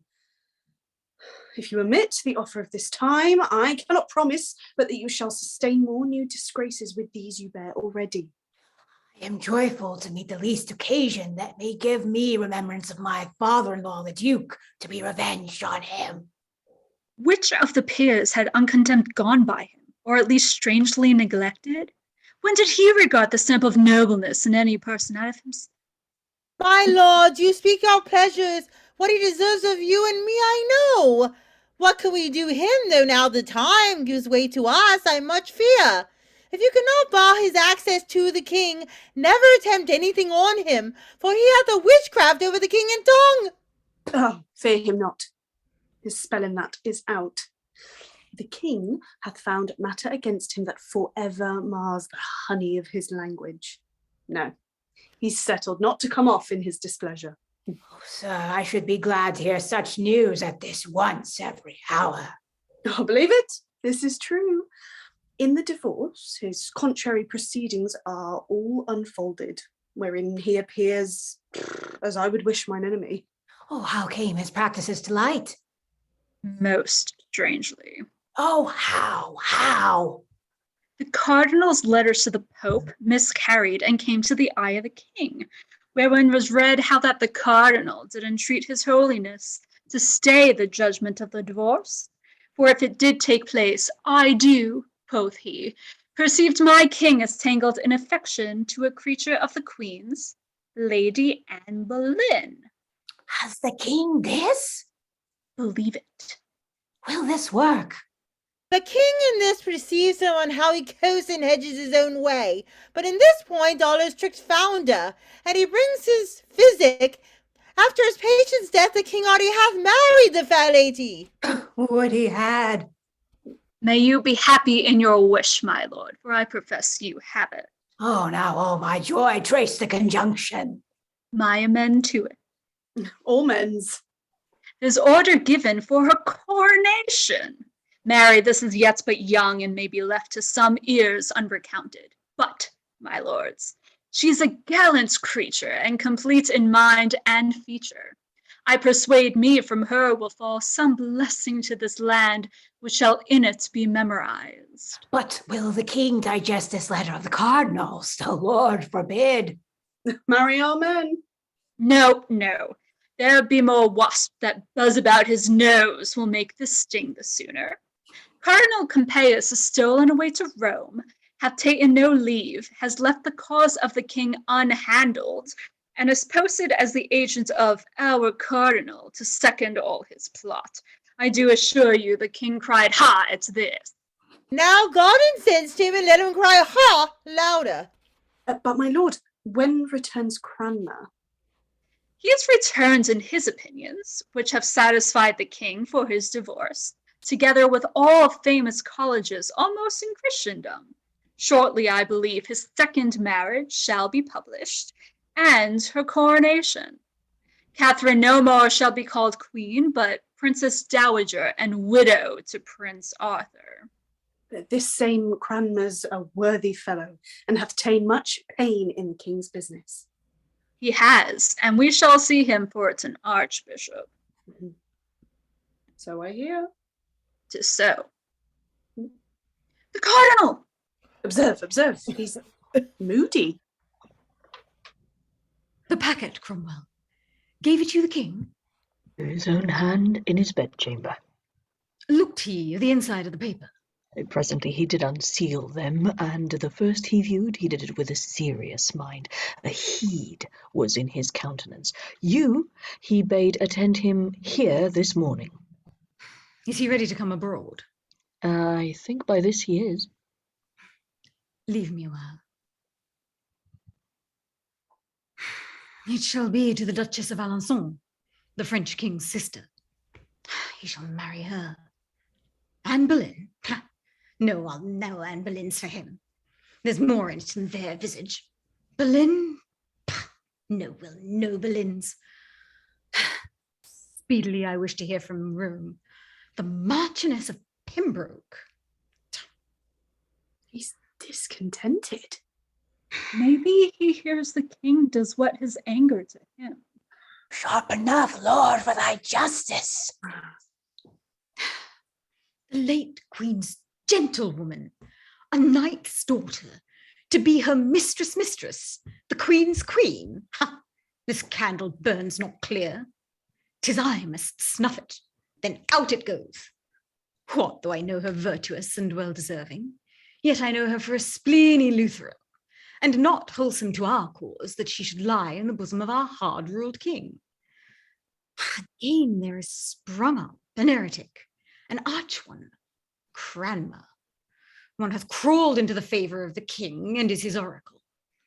He is vexed at something. I would 'twere something that would fret the string, the Master Cordon's heart. The king!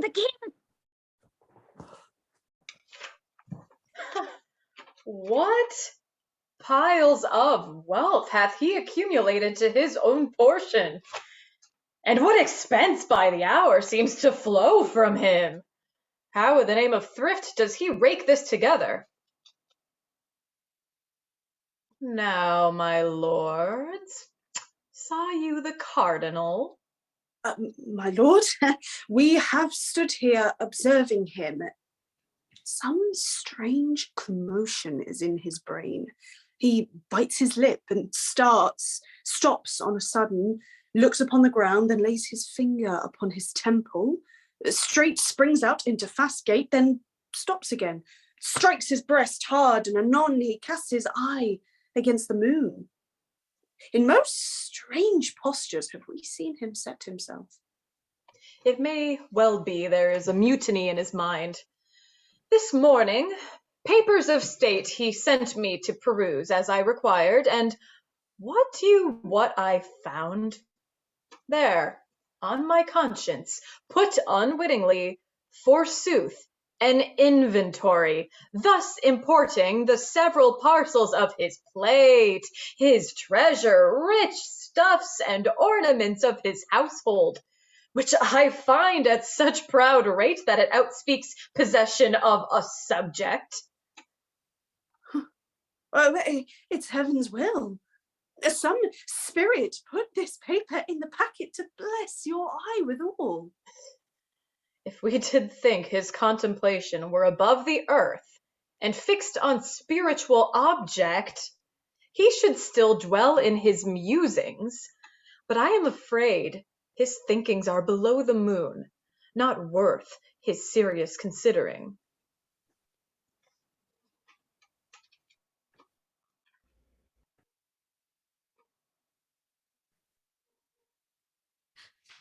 Heaven forgive me. Ever God bless your highness. Good my lord, you are full of heavenly stuff, and bear the inventory of your best graces in your mind, the which you were now running o'er. You have scarce time to steal from spiritual leisure a brief span to keep your earthly audit. Sure, in that I deem you an ill husband, and am glad to have you therein my companion. For holy offices I have a time to think upon the part of business which I bear in state, and nature does require her times of preservation, which perforce I, her frail son, amongst my brethren mortal, must give my tendance to. You have said well. And ever may your highness yoke together, as I will lend you my cause, my doing well with my well saying. 'Tis well said again, and 'tis a kind of good deed to say well. And yet, words are no deeds. My father loved you, he said he did, and with his deed did crown his word upon you.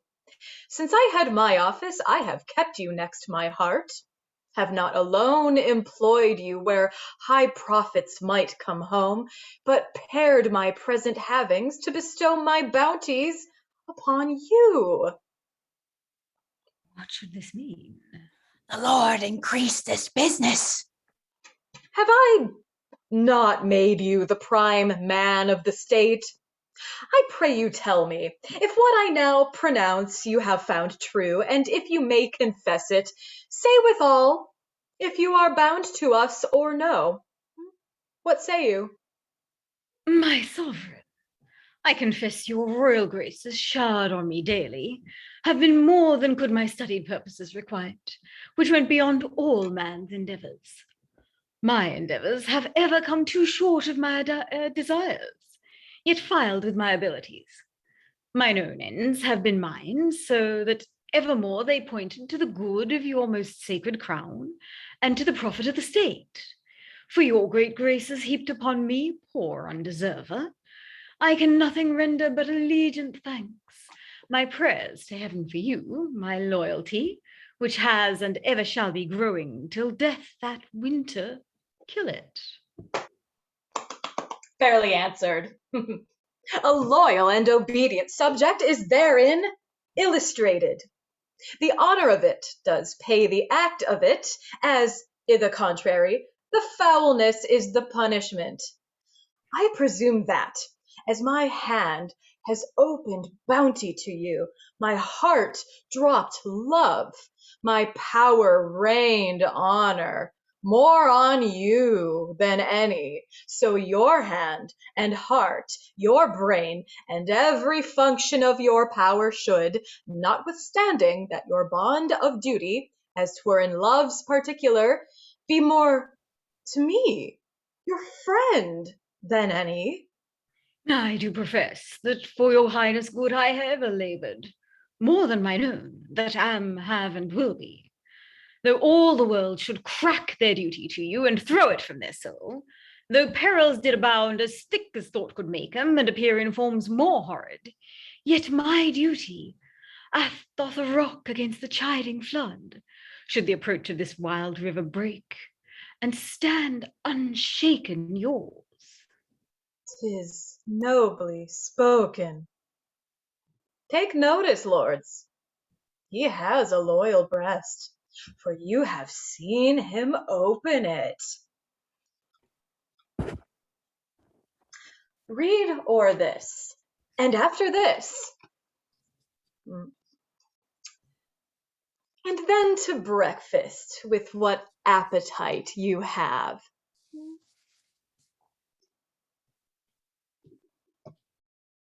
What should this mean? What sudden anger's this? How have I reaped it? He parted frowning from me, as if ruin leaped from his eyes. So looks the chafed lion upon the daring huntsman that has galled him, then makes him nothing. I must read this paper. I fear the story of his anger.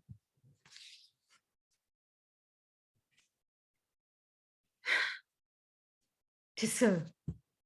This paper hath undone me. 'Tis the account of all that world of wealth that I have drawn together for mine own ends, indeed to gain the popedom and fee my friends in Rome. Oh, negligence fit for a fool to fall by! What cross devil made me put this main secret in the packet I sent the king? Is there no way to cure this? No new device to beat it from his brains? I know 'twill stir him strongly, yet I know a way if I make it right. If it take right in spite of fortune, will bring me off again.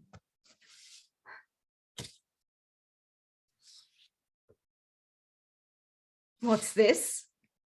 To the Pope?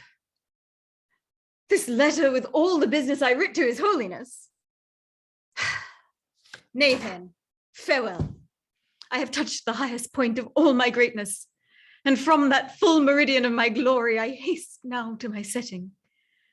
I shall fall like a bright exhalation in the evening, and no man see me more. Hear the king's pleasure, Cardinal, who commands you to render up the Great Seal presently into our hands, and to confine yourself to Usher House, my Lord of Winchester's, till you hear further from his highness. Stay, where's your commission, lords? Words cannot carry authority so weighty. Who dare cross him, bearing the king's will from his mouth expressly? Till I find more than will or word to do it, I mean your malice. No, officious lords, I dare and must deny it. Now I feel of what coarse metal you are moulded. Envy. How eagerly you follow my disgraces as if it fed you, and how sleek and wanton you appear in everything may bring my ruin. Follow your envious courses, men of malice. You have Christian warrant for 'em, and no doubt in time will find their fit rewards.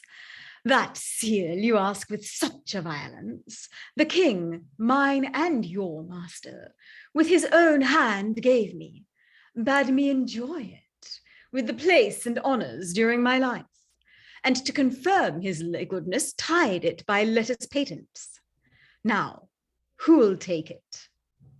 The king that gave it.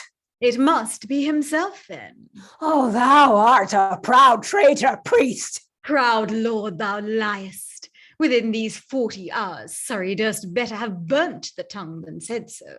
Oh, thy ambition, thou scarlet sin, robbed this bewailing land of noble Buckingham, my father-in-law, the heads of all thy brother cardinals with thee, and all thy best parts bound together, weighed not a hair of his. Plague of your policy!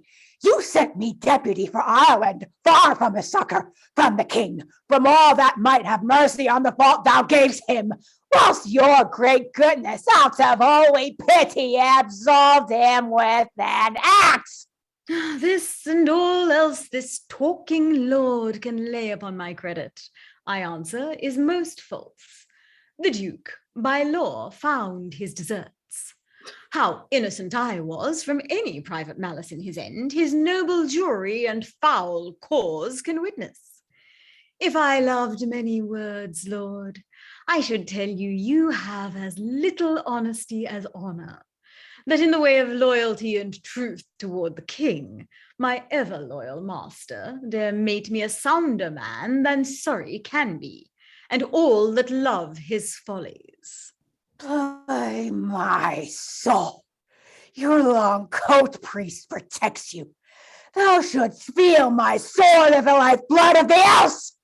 My lords, can you endure to hear this arrogance, and from this fellow? If we live thus tamely to be thus jaded by a piece of scarlet, farewell, nobility. Let his grace go forward and deal us with his cap like larks. All goodness is poison to thy stomach. Yes, that goodness of gleaning all the land's wealth into your own hands, Cardinal, by extortion! The goodness of your intercepted package you went to the Pope against the king, your goodness, since you provoked me, shall be most notorious.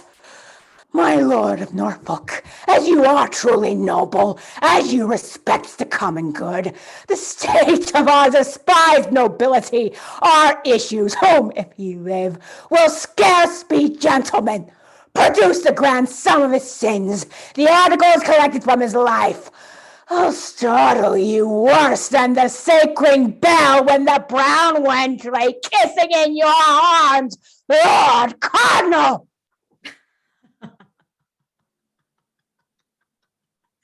How much, methinks, I could despise this man, but that I am bound in charity against it. Those articles, my lord, are in the king's hand, but thus much they are foul ones. So much fairer and spotless shall mine innocence rise when the king knows my truth. Oh, this cannot save you. I thank my memory I yet remember some of these articles, and out they shall. Now, if you can blush and cry guilty, Cardinal, you'll show a little honesty. Speak on, sir. I dare your worst objections.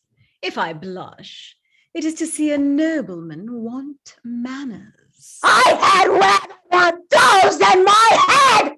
Have I you? First, that without the king's assent or knowledge, you ought to be a legate, by which power you main the jurisdiction of all bishops. Then, in all you writ to Rome, or else to foreign princes, ego et rex meus was still inscribed, in which you brought the king to be your servant. Then, without the knowledge either of king or council, when you made ambassador to the emperor? You made bold to carry into Flanders the great seal. Item, you sent a large commission to Gregory de Casado to conclude, without the king's will or the state's allowance, a league between his highness and Pisarra. That out of mere ambition you have caused your holy hat to be stamped on the king's coin. Then that you have sent innumerable substance, by what means got I lead to your own conscience, to furnish Rome and to prepare the ways you have for dignities, to the mere undoing of all the kingdom. Many more there are which, since they are of you, and odious, I will not taint my mouth with.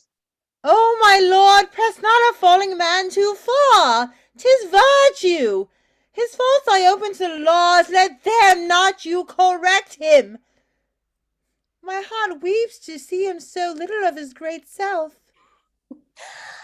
I forgive him. Lord Cardinal, the king's further pleasure is, because all those things you have done of late by your power legative within this kingdom fall into the compass of a praemunire, that therefore such a writ be sued against you, to forfeit all your goods, lands, tenements, chattels, and whatsoever, and to be out of the king's protection. This is my charge. And so we'll leave you to your meditations, how to live better. For your stubborn answer about the giving back the Great Seal to us, the king shall know it, and no doubt shall thank you. So fare you well, my little Lord Cardinal. So farewell to the little good you bear me. A pox on you!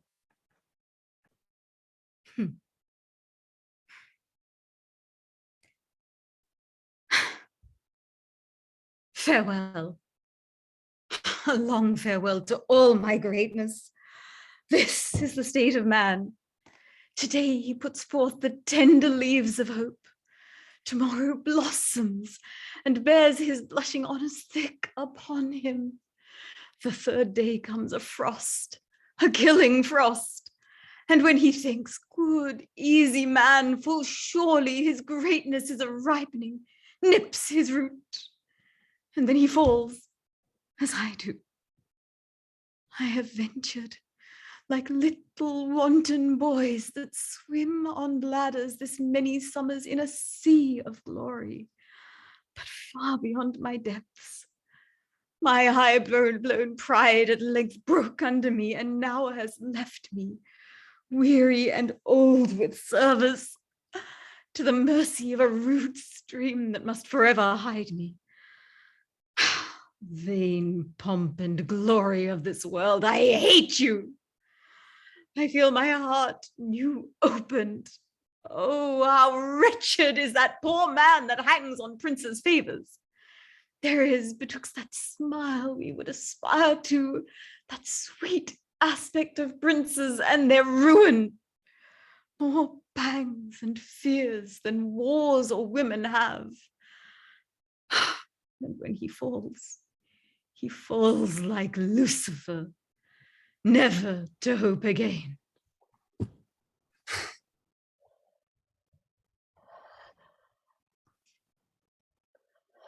Why?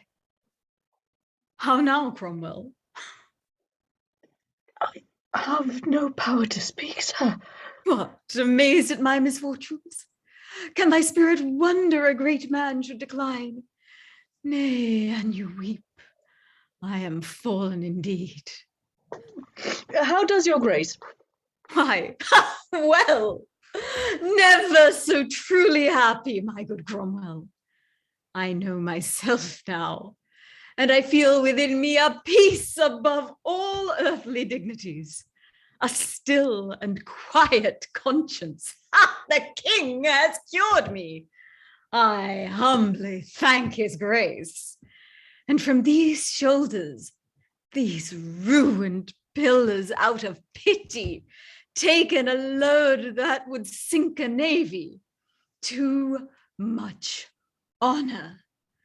Oh, 'tis a burden, Cromwell. too heavy for a man that hopes for heaven. I am glad your grace has made the right use of it. I hope I have. I am able now, methinks, out of a fortitude of soul I feel, to endure more miseries and greater far than my weak-hearted enemies dare offer. What news abroad? The heaviest and the worst is your displeasure with the king. Ah, God bless him. The next is that Sir Thomas More is chosen Lord Chancellor in your place. That's somewhat sudden, but he's a learned man.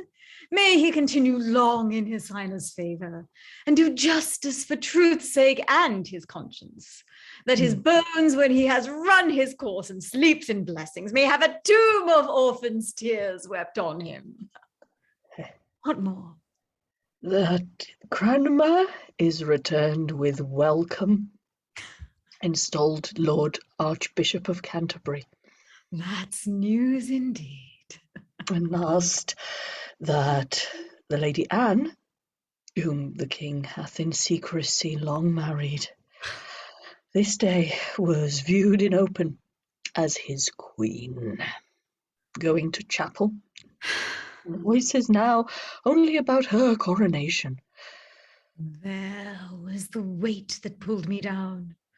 Oh, Cromwell, the king is gone beyond me. All my glories in that one woman have I lost forever. No son shall ever usher forth mine honours, or gild again the noble troops that waited upon my smiles. Go, get thee from me, Cromwell. I am a poor fallen man, unworthy now to be thy lord and master. Seek the king. That sun, I pray, may never set. I have told him what and how true thou art. He will advance thee. Some little memory of me will stir him. I know his noble nature. Not to let thy hopeful service perish too. Good Cromwell, neglect him not. Make use now, and provide for thine own future safety. My lord, must I then leave you? Must I needs forego so good, so noble, and so true a master? Bear witness all that have not hearts of iron, with what a sorrow Cromwell leaves his lord. The king shall have my service, but my prayers forever and forever shall be yours. Cromwell, I did not think to shed a tear in all my miseries, but thou hast forced me, out of thy honest truth, to play the woman. Let's dry our eyes. And thus far hear me, Cromwell. And when I am forgotten, as I shall be, and sleep in dull, cold marble, where no mention of me more must be heard of, say I taught thee, say Wolsey, that once trod the ways of glory and sounded all the depths and shoals of honour, found thee a way out of his wrack to rise in, a sure and safe one, though thy master missed it. Mark but my fall and that ruined me. Cromwell, I charge thee, fling away ambition. By that sin fell the angels. How can man then, the image of his maker, hope to win by it? Love thyself last, cherish those hearts that hate thee. Corruption wins not more than honesty. Still in thy right hand carry gentle peace to silence envious tongues. Be just, and fear not. Let all the ends thou aimst at be thy countries, thy gods, and truths. Then if thou fall'st, go Cromwell, thou fall'st a blessed martyr. Serve the king, and prithee, lead me in, there to take inventory of all I have, to the last penny. 'Tis the king's. My robe and my integrity to heaven is all I dare now call mine own. Oh, Cromwell, Cromwell, had I but served my God with half the zeal I served my king, he would not in mine age have left me naked to mine enemies. Good sir, have patience. So I have. Farewell the hopes of court. My hopes in heaven do dwell.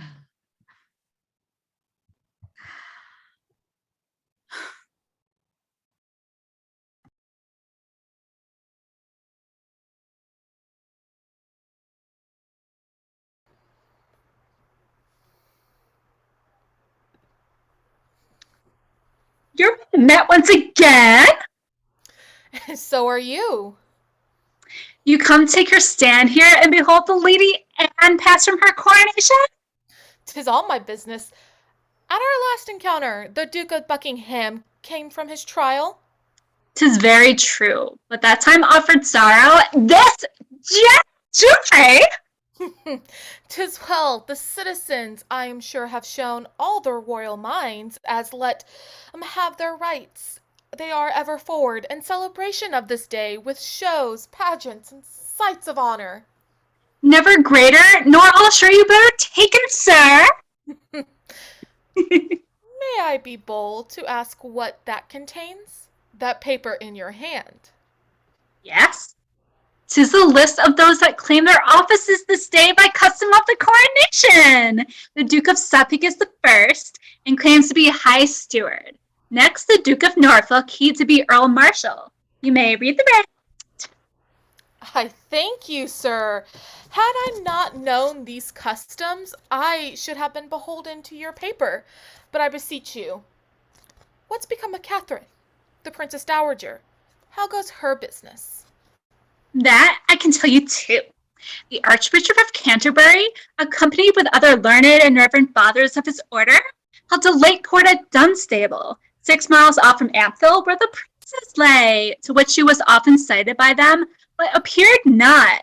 And to be short, for not appearance and the king's late scruple, by the main assent of all these learned men, she was divorced! And the late marriage need of none effect, since when she was removed to Camalton, where she remains now set. Alas, good lady! The trumpet sound. Stand close. The queen is coming.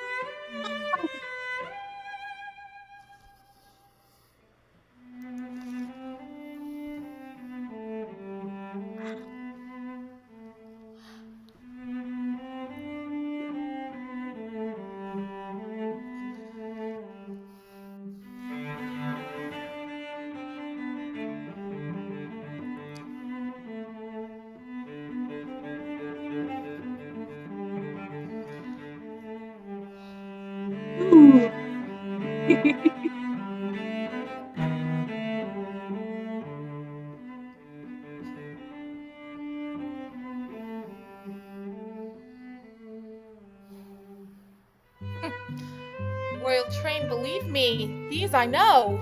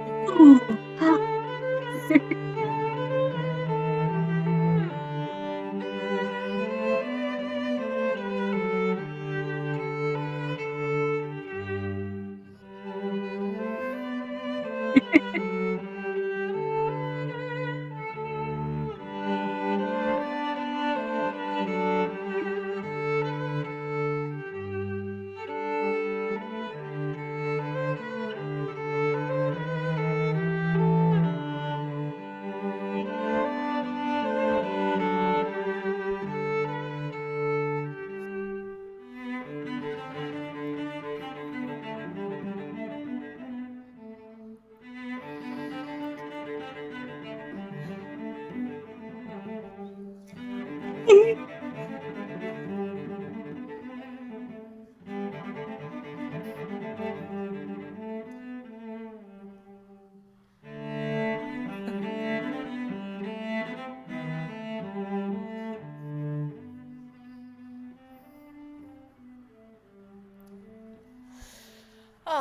heaven, bless thee, thou hast the sweetest face I ever looked on.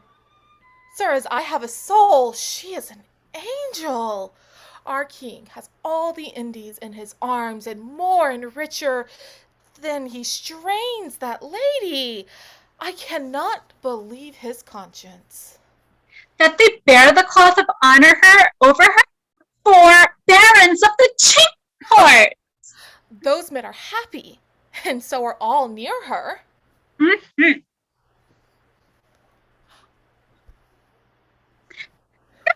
Sir, you've been brewing. Amongst the crowd in the abbey, where a finger could not wage in more. I am stifled with the mere rankness of their joy.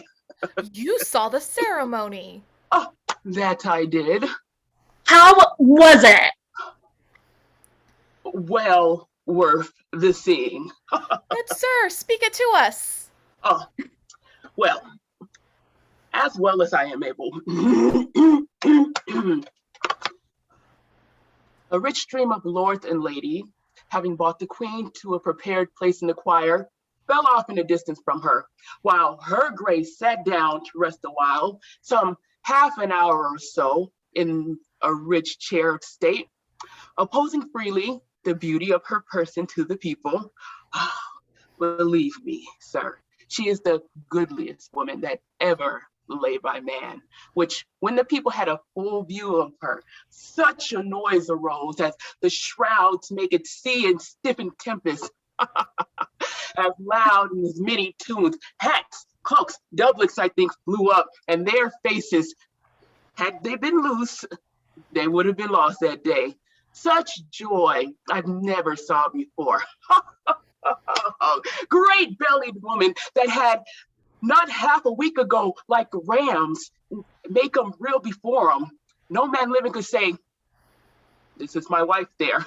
Our woman so strangely in one piece.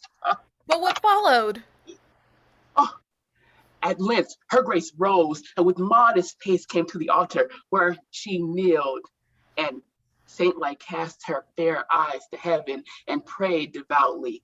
Those rose again and bowed to her, the people, when by the Archbishop of Canterbury, she had all the royal makings of a queen, as holy oiled, Edward Confessor crown, the rod, the bird of peace, and all such emblems laid nobly on her, which performed in the choir with all the choicest music of the kingdom, together sung Te Deum.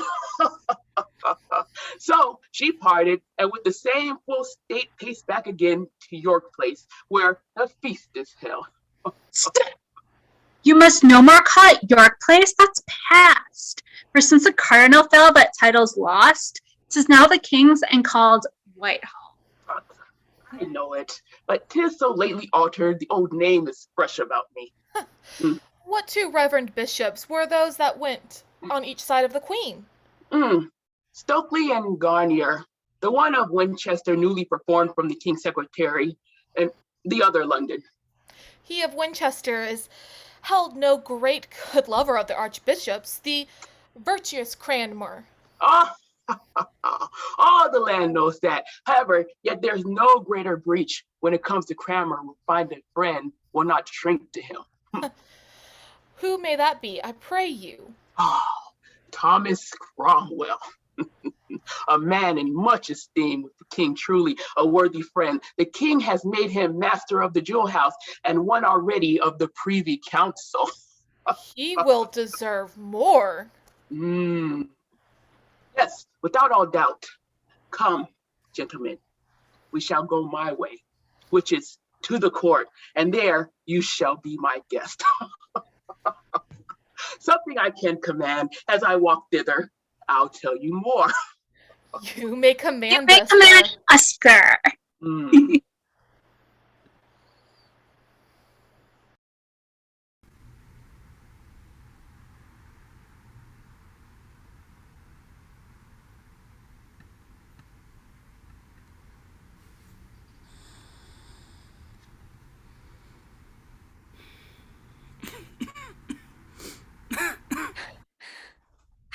has your grace? Oh, Griffith, sick to death, my legs like loaden branches bow to the earth, willing to leave their burden. Reach a chair. So, now methinks I feel a little ease. Didst thou not tell me, Griffith, as thou leadst me, that the great child of honour, Cardinal Wolsey, was dead? Yes, madam, but I think your grace, out of the pain you suffered, gave no ear to it. Prithee, good Griffith, tell me how he died. If well, he stepped before me happily for my example.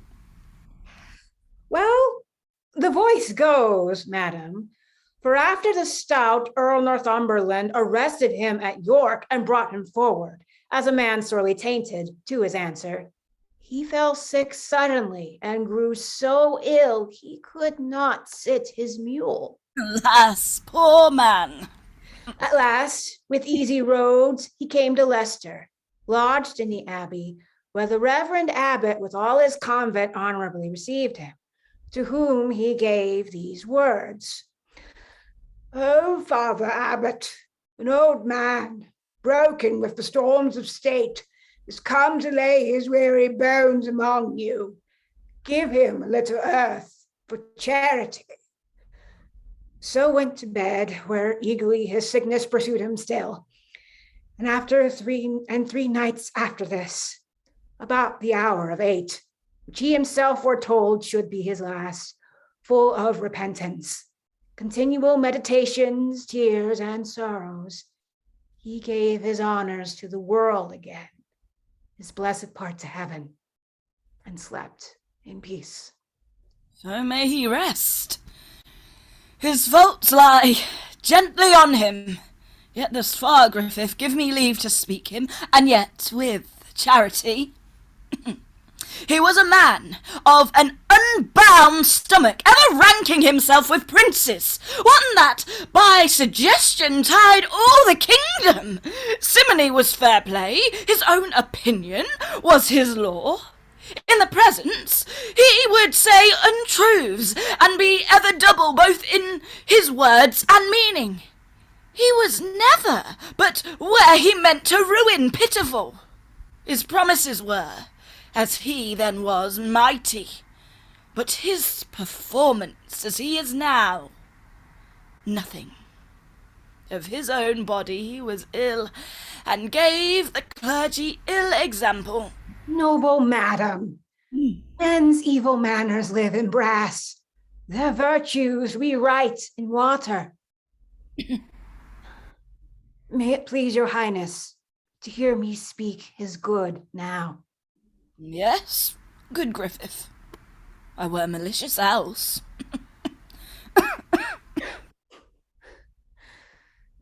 This Cardinal, though from an humble stock, undoubtedly was fashioned to much honor.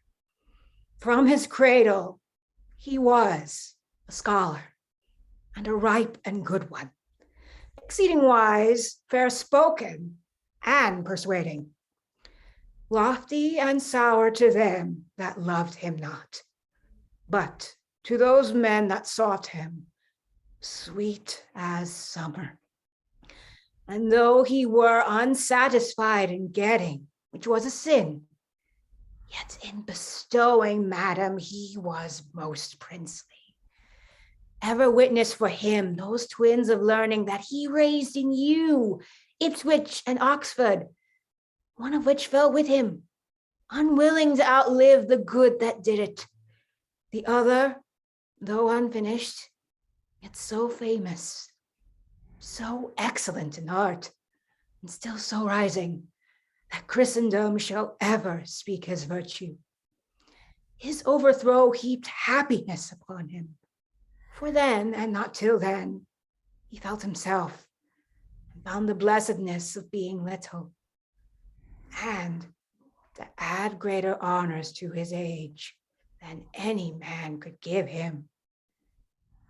He died fearing God. After my death, I wish no other herald, no other speaker of my living actions, to keep my honour from corruption, but such a honest chronicler as Griffith, my most hated living.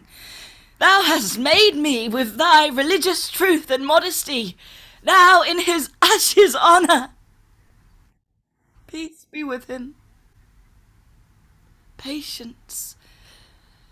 Be near me still, and set me lower. I have not long to trouble thee.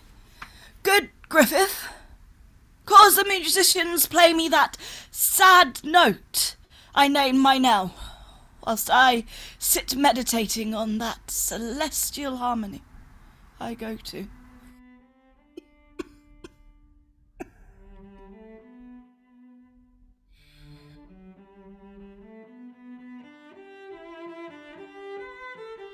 She is asleep.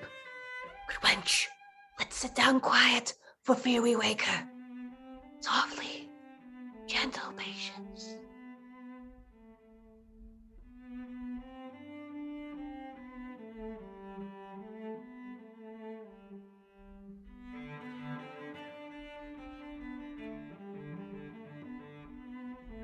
Spirits of peace? Where are you? Are you all gone, and leave me here in wretchedness behind you? Madam! Madam, we are here. It is not you I call for. Saw you none enter since I slept? None, madam. No! Saw you not even now? A blessed troop invite me to a banquet whose bright faces cast 1,000 beams upon me like the sun. They promised me eternal happiness and brought me garlands, Griffith, which I feel I am not worthy yet to wear.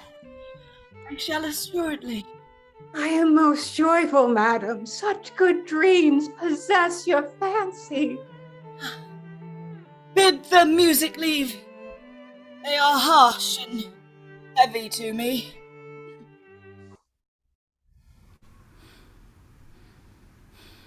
Do you note how much your grace is altered on the sudden? How long her face is drawn? How pale she looks and of an earthly cold. Mark her eyes. She is going, wench. Pray, pray. Bring comfort her.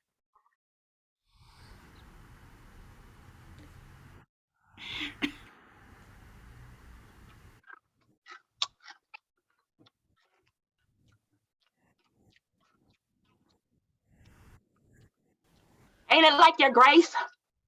You are a saucy fellow! Deserve me no more reverence! You are to blame, knowing she will not lose her wonted greatness to use so rude behavior. Go to, now!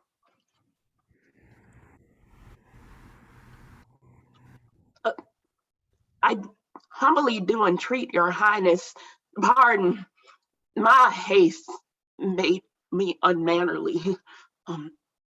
They're staying. A gentleman sent from the king to see you. Admit him entrance, Griffith, but this fellow let me ne'er see again. If my sight fail not, you should be Lord Ambassador from the Emperor, my royal nephew, and your name Campeius.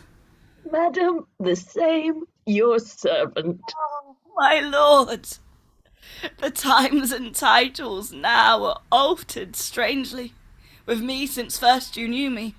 But I pray you, what is your pleasure with me? Noble lady, first, mine own service to your grace, and the next, the king's request that I would visit you, who grieves much for your weakness, and by me sends you his princely commendations, and heartily entreats you take good comfort. Oh, good my lord, that comfort comes too late. 'Tis like a pardon after execution.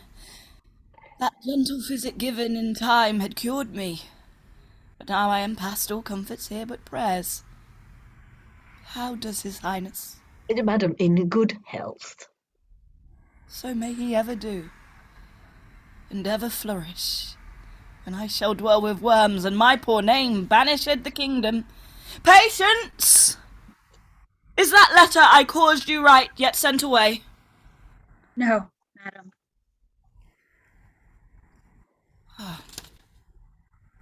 Sir, I most humbly pray you deliver this to my lord the king. Most willingly, madam. In which I have commended to his goodness the model of our chaste loves, his young daughter, the dews of heaven will thicken her blessings on her, beseeching him to give her virtuous breeding. She is young and of a noble, modest nature. I hope she will deserve well, and a little to love her for her mother's sake that loved him, heaven knows how dearly. My next poor petition is that his noble grace would have some pity upon my wretched women that so long have followed both my fortunes faithfully, of which there is not one I dare avow. And now, I should not lie, but will deserve for virtue and true beauty of the soul, for honesty and decent carriage, a right good husband. Let him be noble, and sure those men are happy that shall have 'em. The last is for my men. They are the poorest, but poverty could ne'er draw 'em from me, that they may have their wages duly paid 'em, and something over to remember me by. If heaven had pleased to have given me longer life and able means, we had not parted thus. There are the whole contents, and good my lord, by that you love the dearest in this world, as you wish Christian peace to souls departed, stand these poor people's friend, and urge the king to do me this last right. By heaven, I will, or let me lose the fashion of a man. I thank you, honest lord. Remember me in all humility unto his highness. Say his long trouble is now passing out of this world. Tell him in death I blessed him, for so I will. Mine eyes grow dim. Farewell, my lord. Farewell. Nay, patience! You must not leave me yet. I must go to bed. Call in more women when I am dead. Good wench, let me be used with honour. Strew me over with maiden flowers that all the world may know I was a chaste wife to my grave.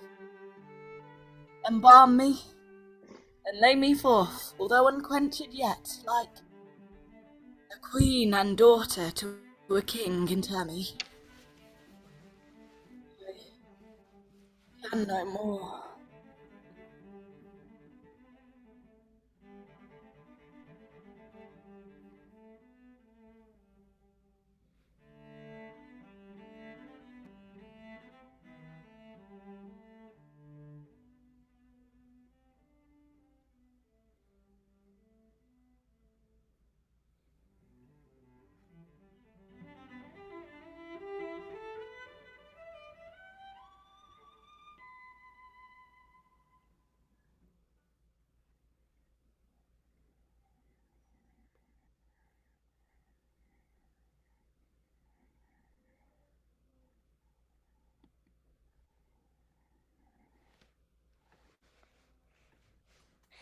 It's 1 o'clock, boy, is 't not?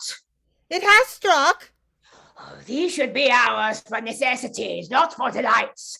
Times to repair our nature with comforting repose, and not for us to waste these times. Good hour of night, Sir Thomas. Whither so late? Came you from the king, my lord? Oh, I did, Sir Thomas, and left him at Vaux with the Duke of Suffolk. I must to him too before he go to bed. I'll take my leave. Not yet, Sir Thomas Lovell. What's the matter? It seems you are in haste, and if there be no great offence belongs to it, Give your friends some touch of your blade business.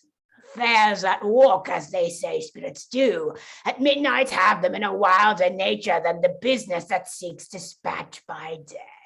My lord, I love you, and durst command a secret to your ear much weightier than this work.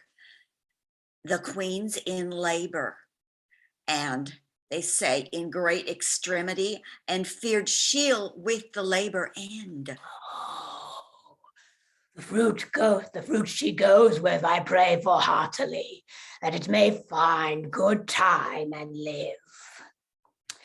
But for the stalk, Sir Thomas, I wish it grubbed up now. Methinks I could cry the amen, and yet my conscience says she's a good creature, and sweet lady does deserve our better wishes. But sir, hear me, Sir Thomas. You're a gentleman of mine own way. I know you wise, religious, and let me tell you, it will ne'er be well. 'Twill not, Sir Thomas Lovell, take it of me, till Cranmer, Cromwell, her two hands, and she sleep in their graves. Now, sir, you speak of two the most remarked in the kingdom. As for Cromwell, besides that of the jewel house, is made master of the rolls and the king's secretary. Further, sir, stands in the gap and trade of more preferments, which the time will load him. The archbishop is the king's hand and tongue, and who dare speak one syllable against him? Oh, yes, Sir Thomas, there are that dare. And I myself have ventured to speak my mind of him. And indeed this day, sir, I may tell it you, I think. I have incensed the lords of the council that he is, for so I know he is, they know he is, a most arch heretic, a pestilence that does infect the land, with which they, moved, have broken with the king, who have so far given ear to our complaint of his great grace and princely care, foreseeing those fell mischiefs our reasons laid before him, hath commanded tomorrow morning to the council board he be convented. He's our rank weed, Sir Thomas, and we must root him out. From your affairs I hinder you too long. Good night, Sir Thomas. Many good nights, my lord. I rest your servant. Charles, I will play no more tonight. My mind's not on it. You are too hard for me. Sir, I did never one of you before. But little Charles, nor shall not when my fancy's on my play. Now, Lovell, from the Queen, what is the news? I could not personally deliver to her what you commanded me, but by her woman I sent your message, who returned her thanks in the greatest humbleness, and desired your highness most heartily to pray for her. What sayest thou, huh? To pray for her? What is she crying out? So said her woman, and that her sufferance made almost each pang a death. Oh, alas, good lady. God safely quits her of her burden, and with gentle travail, to the gladding of your highness with an air. 'Tis midnight, Charles. Prithee to bed, and in thy prayers remember the estate of my poor queen. Leave me alone, for I must think of that which company would not be friendly to. I wish your highness a good night, and my good mistress will remember in my prayers. Charles, good night. Avoid the gallery. Huh? I have said, be gone. What?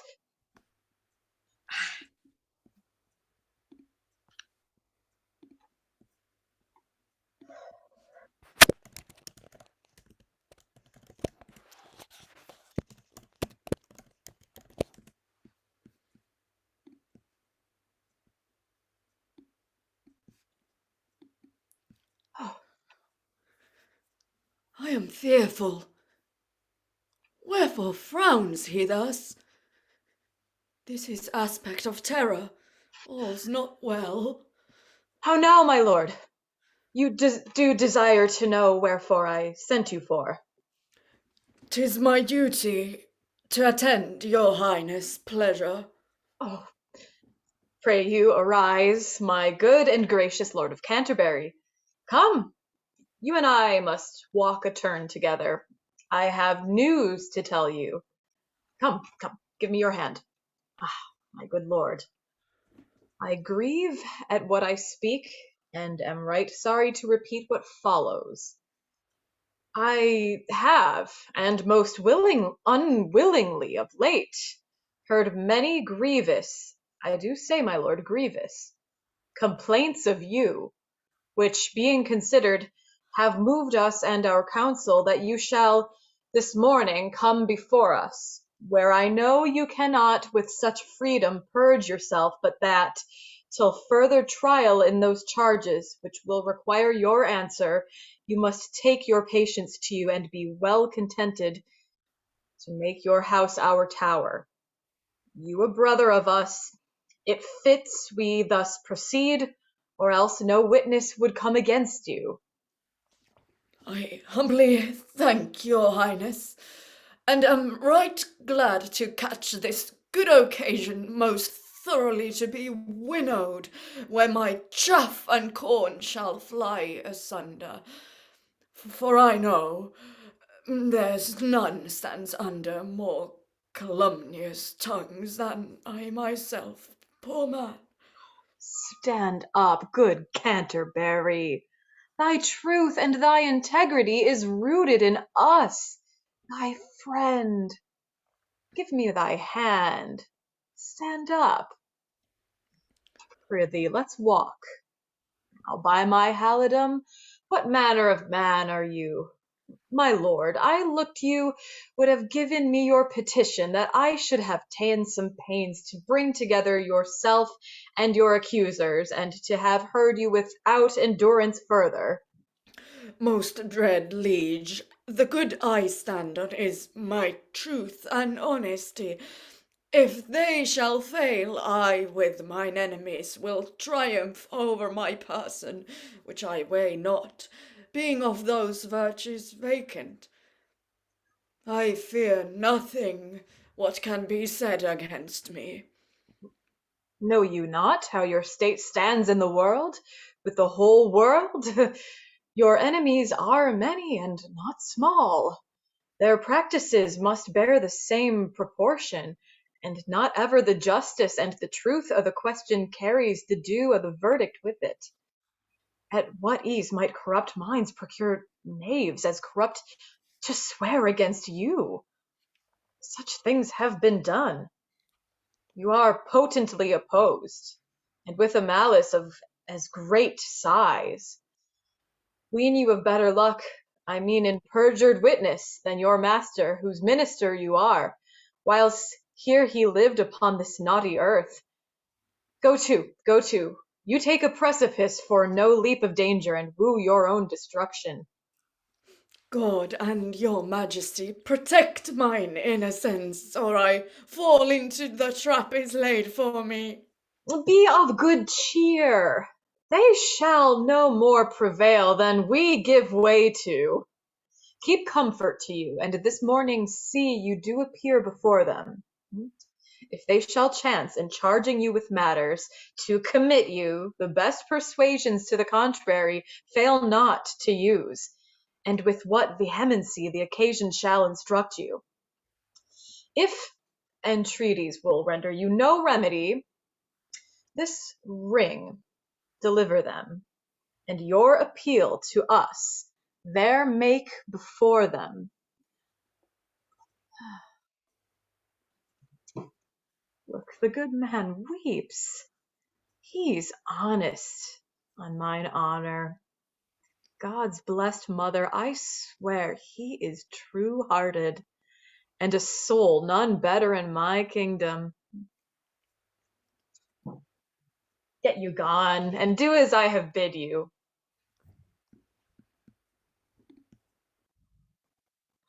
He has strangled his language in his tears. Come back! What mean you? I'll not come back. The tidings that I bring will make my boldness manners. Now, good angels, fly o'er thy royal head, and sage thy person under their blessed wings. Now, by thy looks, I guess thy message. Is the queen delivered? Say I, and of a boy. Aye, my liege, and of a lovely boy, the God of heaven both now and ever bless her. 'Tis a girl. Promises boys hereafter. Sir, your queen desires your visitation, and to be acquainted with this stranger. Oh, 'tis as like you as cherry is to cherry. Lovell? Sir? Give her 100 marks.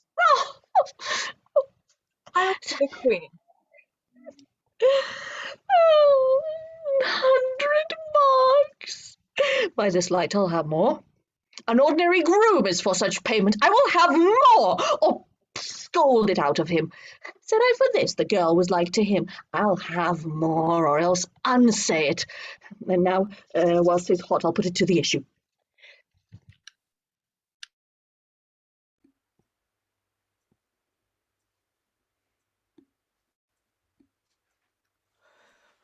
I hope I am not too late, and yet the gentleman that was sent to me from the council prayed me to make great haste.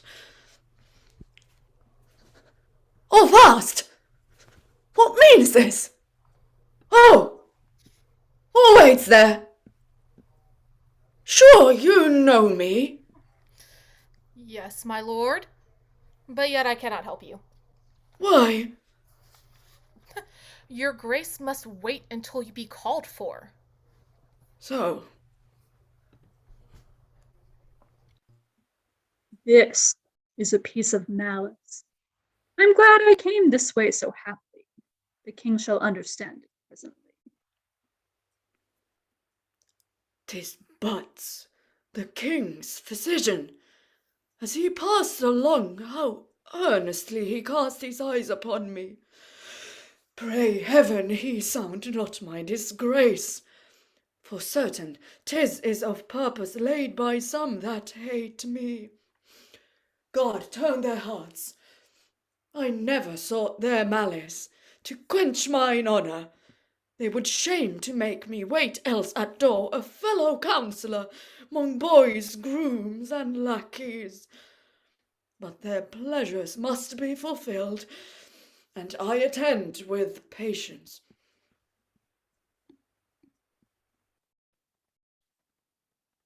I'll show your grace the strangest sights. What's that, Butts?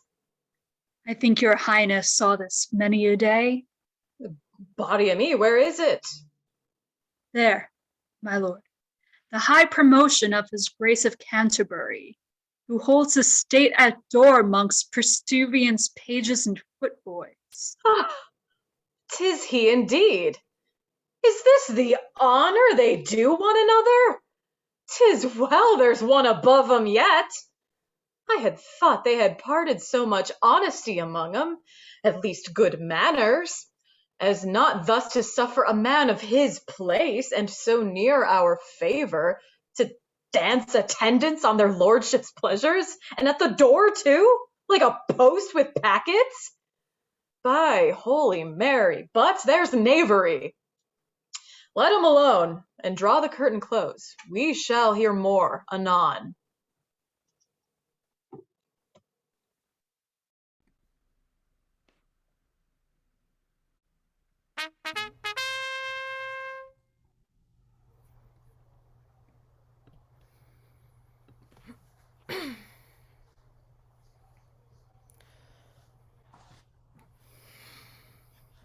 My good Lord Archbishop, I am very sorry to sit here at this present and behold that chair stand empty. But we are all men, and in our own natures frail, and capable of our flesh. Few are angels, out of which frailty and want of wisdom yet the best should teach us.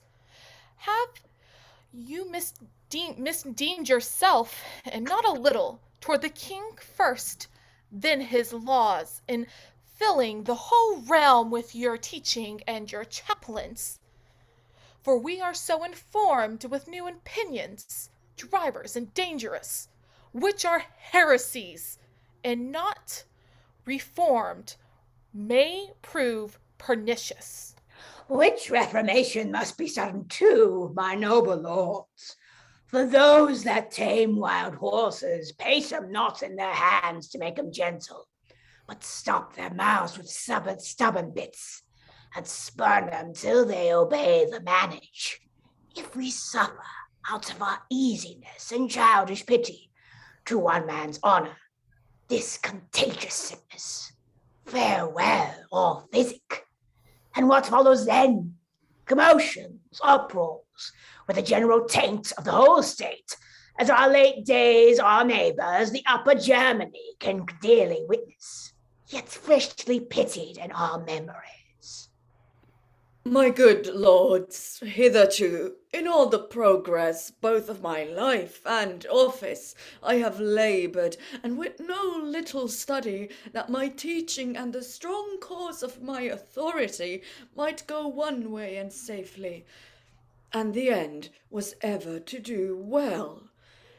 Nor is there living, I speak it with a single heart, my lords, a man that more detests, more stirs against, both in his private conscience and his place, defaces of the public peace than I do. Pray heaven the king may never find a heart with less allegiance in it. Men that make envy and crooked malice nourishment dare bite the best. I do beseech your lordships that, in this case of justice, my accusers, be what they will, may stand forth face to face and freely urge against me. Nay, my lord, that cannot be. You are a counsellor, and by that virtue no man dare accuse you. My lord, because we have business of more moment, we will be short with you. 'Tis his highness's pleasure, and our consent, for better trial of you. From hence you will be committed to the Tower, where, being but a private man again, you shall know many dare accuse you boldly, more than I fear you are provided for. Ah, my good Lord of Winchester, I thank you. You are always my good friend. If your will pass, I shall both find your lordship judge and juror. You are so merciful. I see your end. 'Tis my undoing. Love and meekness, Lord, become a churchman much better than ambition. Win straying souls with modesty again, cast none away. That I shall clear myself, lay all the weight you can upon my patience. I make as little doubt as you do conscience in doing daily wrongs. I could say more, but reverence to your calling makes me modest. My lord, you are a sectary. That's the plain truth. Your painted gloss discovers to men that understand you words and weakness. My Lord of Winchester, you're a little, by your good favour, too sharp. Men so noble, however faulty, yet should find respect for what they have been. 'Tis a cruelty to load a falling man. Good Master Secretary, I cry your honour mercy. You may worst of all this table say so. Why, my lord? Do I not know you for a favourer of this new sect. You are not sound. Not sound? Not sound, I say. Would you were half so honest, men's prayers then would seek you, not their fears. Oh, I shall remember this bold language. Do remember your bold life too. This is too much. Forbear. For shame, my lords. Done. And I. Cranmer, then thus for you, my lord, it stands agreed.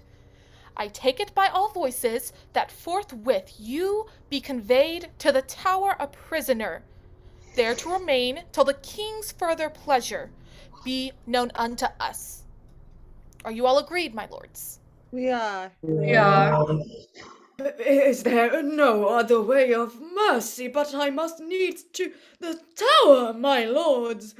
What other would you expect? You are strangely troublesome. Let some of the guard be ready there. For me? Must I go like a traitor thither? Receive him and see him safe in the Tower. Stay. Good my lords, I have a little yet to say. Look there, my lords. By virtue of that ring, I take my course out of the grips of cruel men and give it to a most noble judge, the king, my master. This is the king's ring! There's no counterfeit. 'Tis the right ring, by heaven. I told you all when we first put this dangerous stone a-rolling 'twould fall upon ourselves. Do you think, my lords, the king will suffer but the little finger of this man to be vexed? 'Tis now too certain. How much more in his life and value with him were I fairly honour it? My mind gave me in seeking tales and information against this man whose honesty the devil and his disciples only envy at. You blew the fire that burns you. Now, have at you! Oh. Dread sovereign, how much are we bound to heaven in daily thanks that gave us such a prince, not only good and wise, but most religious, one that in all obedience makes the church to keep aim of his honour, and to strengthen that holy duty out of dear respect, his royal self in judgment comes to hear the cause betwixt her and this great offender. You were ever good at sudden commendations, Bishop of Winchester. But no, I come not to hear such flattery now, and in my presence they are too thin and base to hide offences. To me you cannot reach. You play the spaniel, and think with wagging of your tongue to win me. But whatsoe'er thou takest me for, I'm sure thou hast a cruel nature and a bloody— Good man, sit down. Now, let me see the proudest he that dares most but wag his finger at thee. By all that's holy, he had better starve than but once think this place becomes thee not. May it please your grace. No, sir, it does not please me. I had thought I had had men of some understanding and wisdom of my counsel, but I find none. Was it discretion, lords, to let this man, this good man— few of you deserve that title— this honest man, wait like a lousy footboy at chamber door? And one as great as you are. Why, what a shame was this! Did my commission bid you so far forget yourselves? I gave you power as he was a counsellor to try him, not as a groom. Oh, there's some of you, I see, more out of malice than integrity, would try him to the utmost, had you mean, which you shall never have while I live. Thus far, my most dread sovereign, may it be, your grace, to let my tongue excuse all. What was proposed concerning his imprisonment was rather, if there be faith in men, meant for his trial, and fair purgation to the world than malice, I'm sure in me. Well, well, my lords, respect him, take him, and use him well. He's worthy of it. I will say thus much for him. If a prince may be beholding to a subject, I am, for his love and service so to him. Make me no more ado, but I'll embrace him. Be friends, for shame, my lords.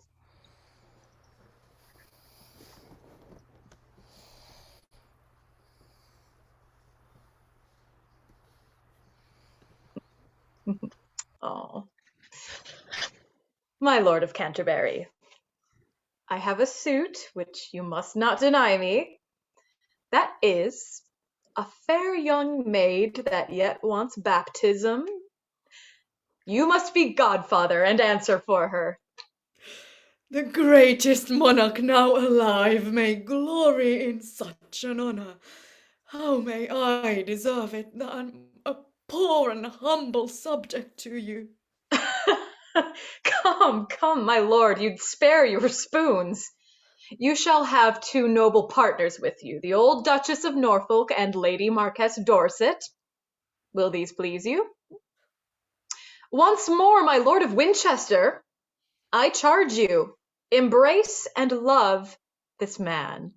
With a true heart and brother, now I do it.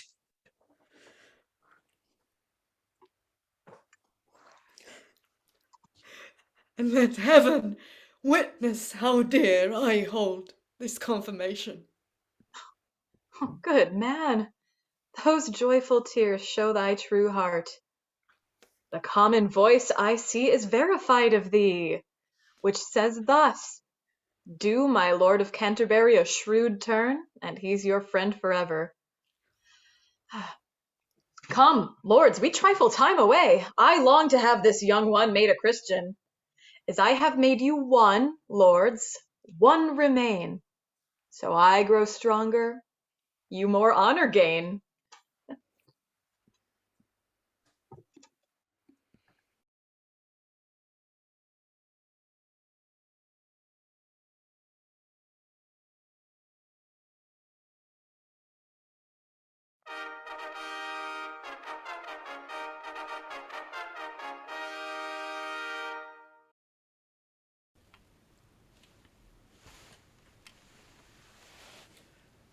Heaven, from thy endless goodness, send prosperous life, long and ever happy, to the high and mighty Princess of England,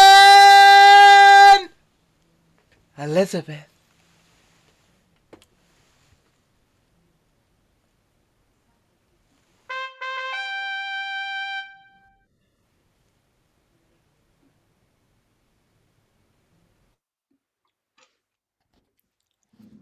And to your royal grace and the good queen, my noble partners and myself thus pray all comfort, joy in this most gracious lady, heaven ever laid up to make parents happy, may hourly fall upon you. Thank you, good Lord Archbishop. What is her name? Elizabeth. Stand up, Lord. Oh.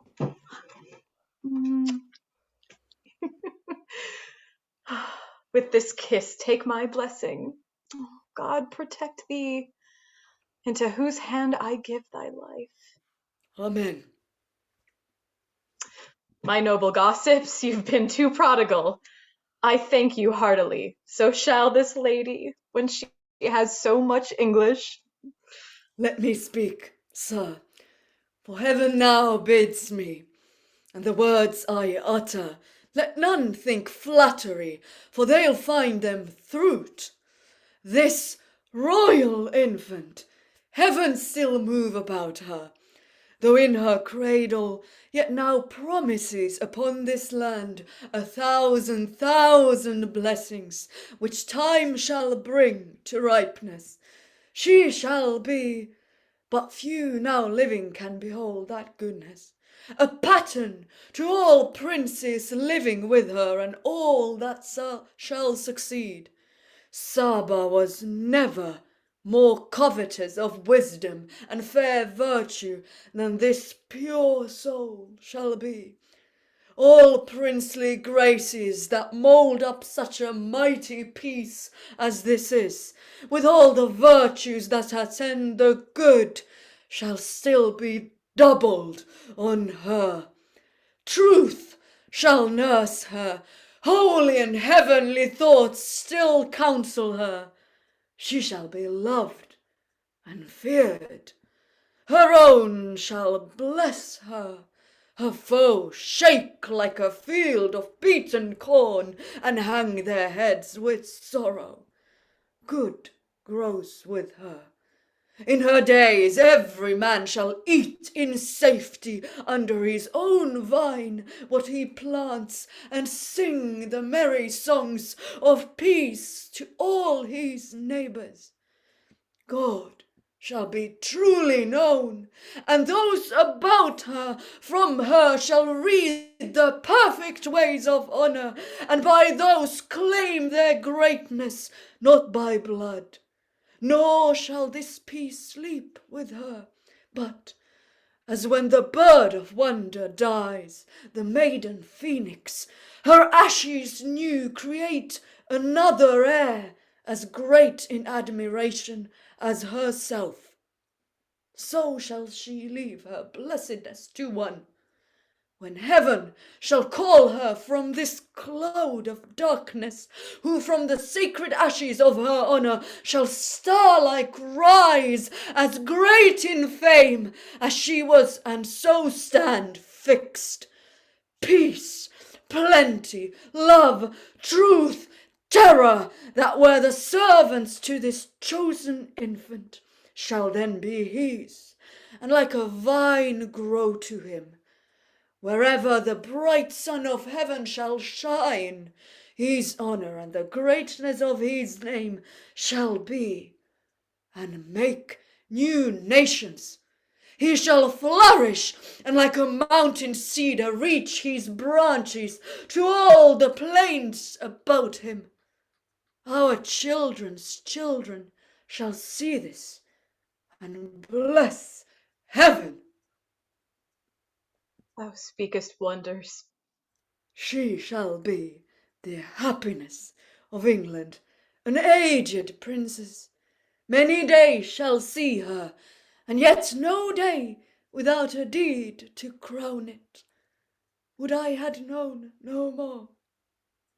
But she must die. She must.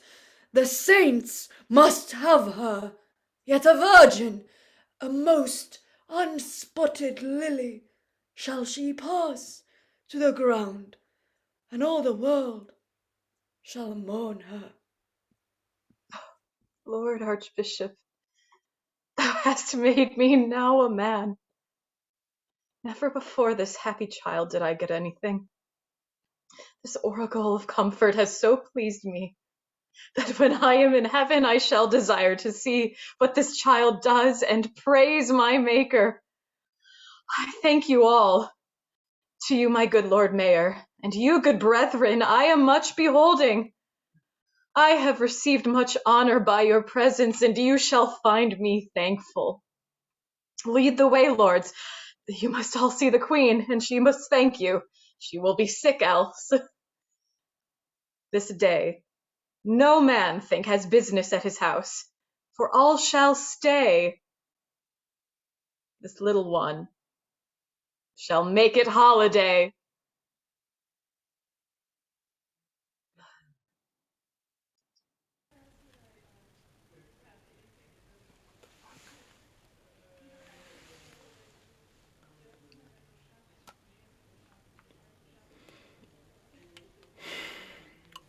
'Tis 10-1. This play can never please all that are here.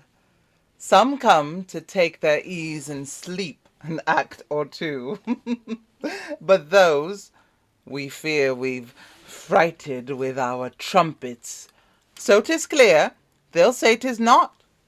Others, to hear the city abused extremely, and to cry, "That's witty," which we have not done either, that I fear all the expected good we're like to hear for this play at this time is only in the merciful construction of good women.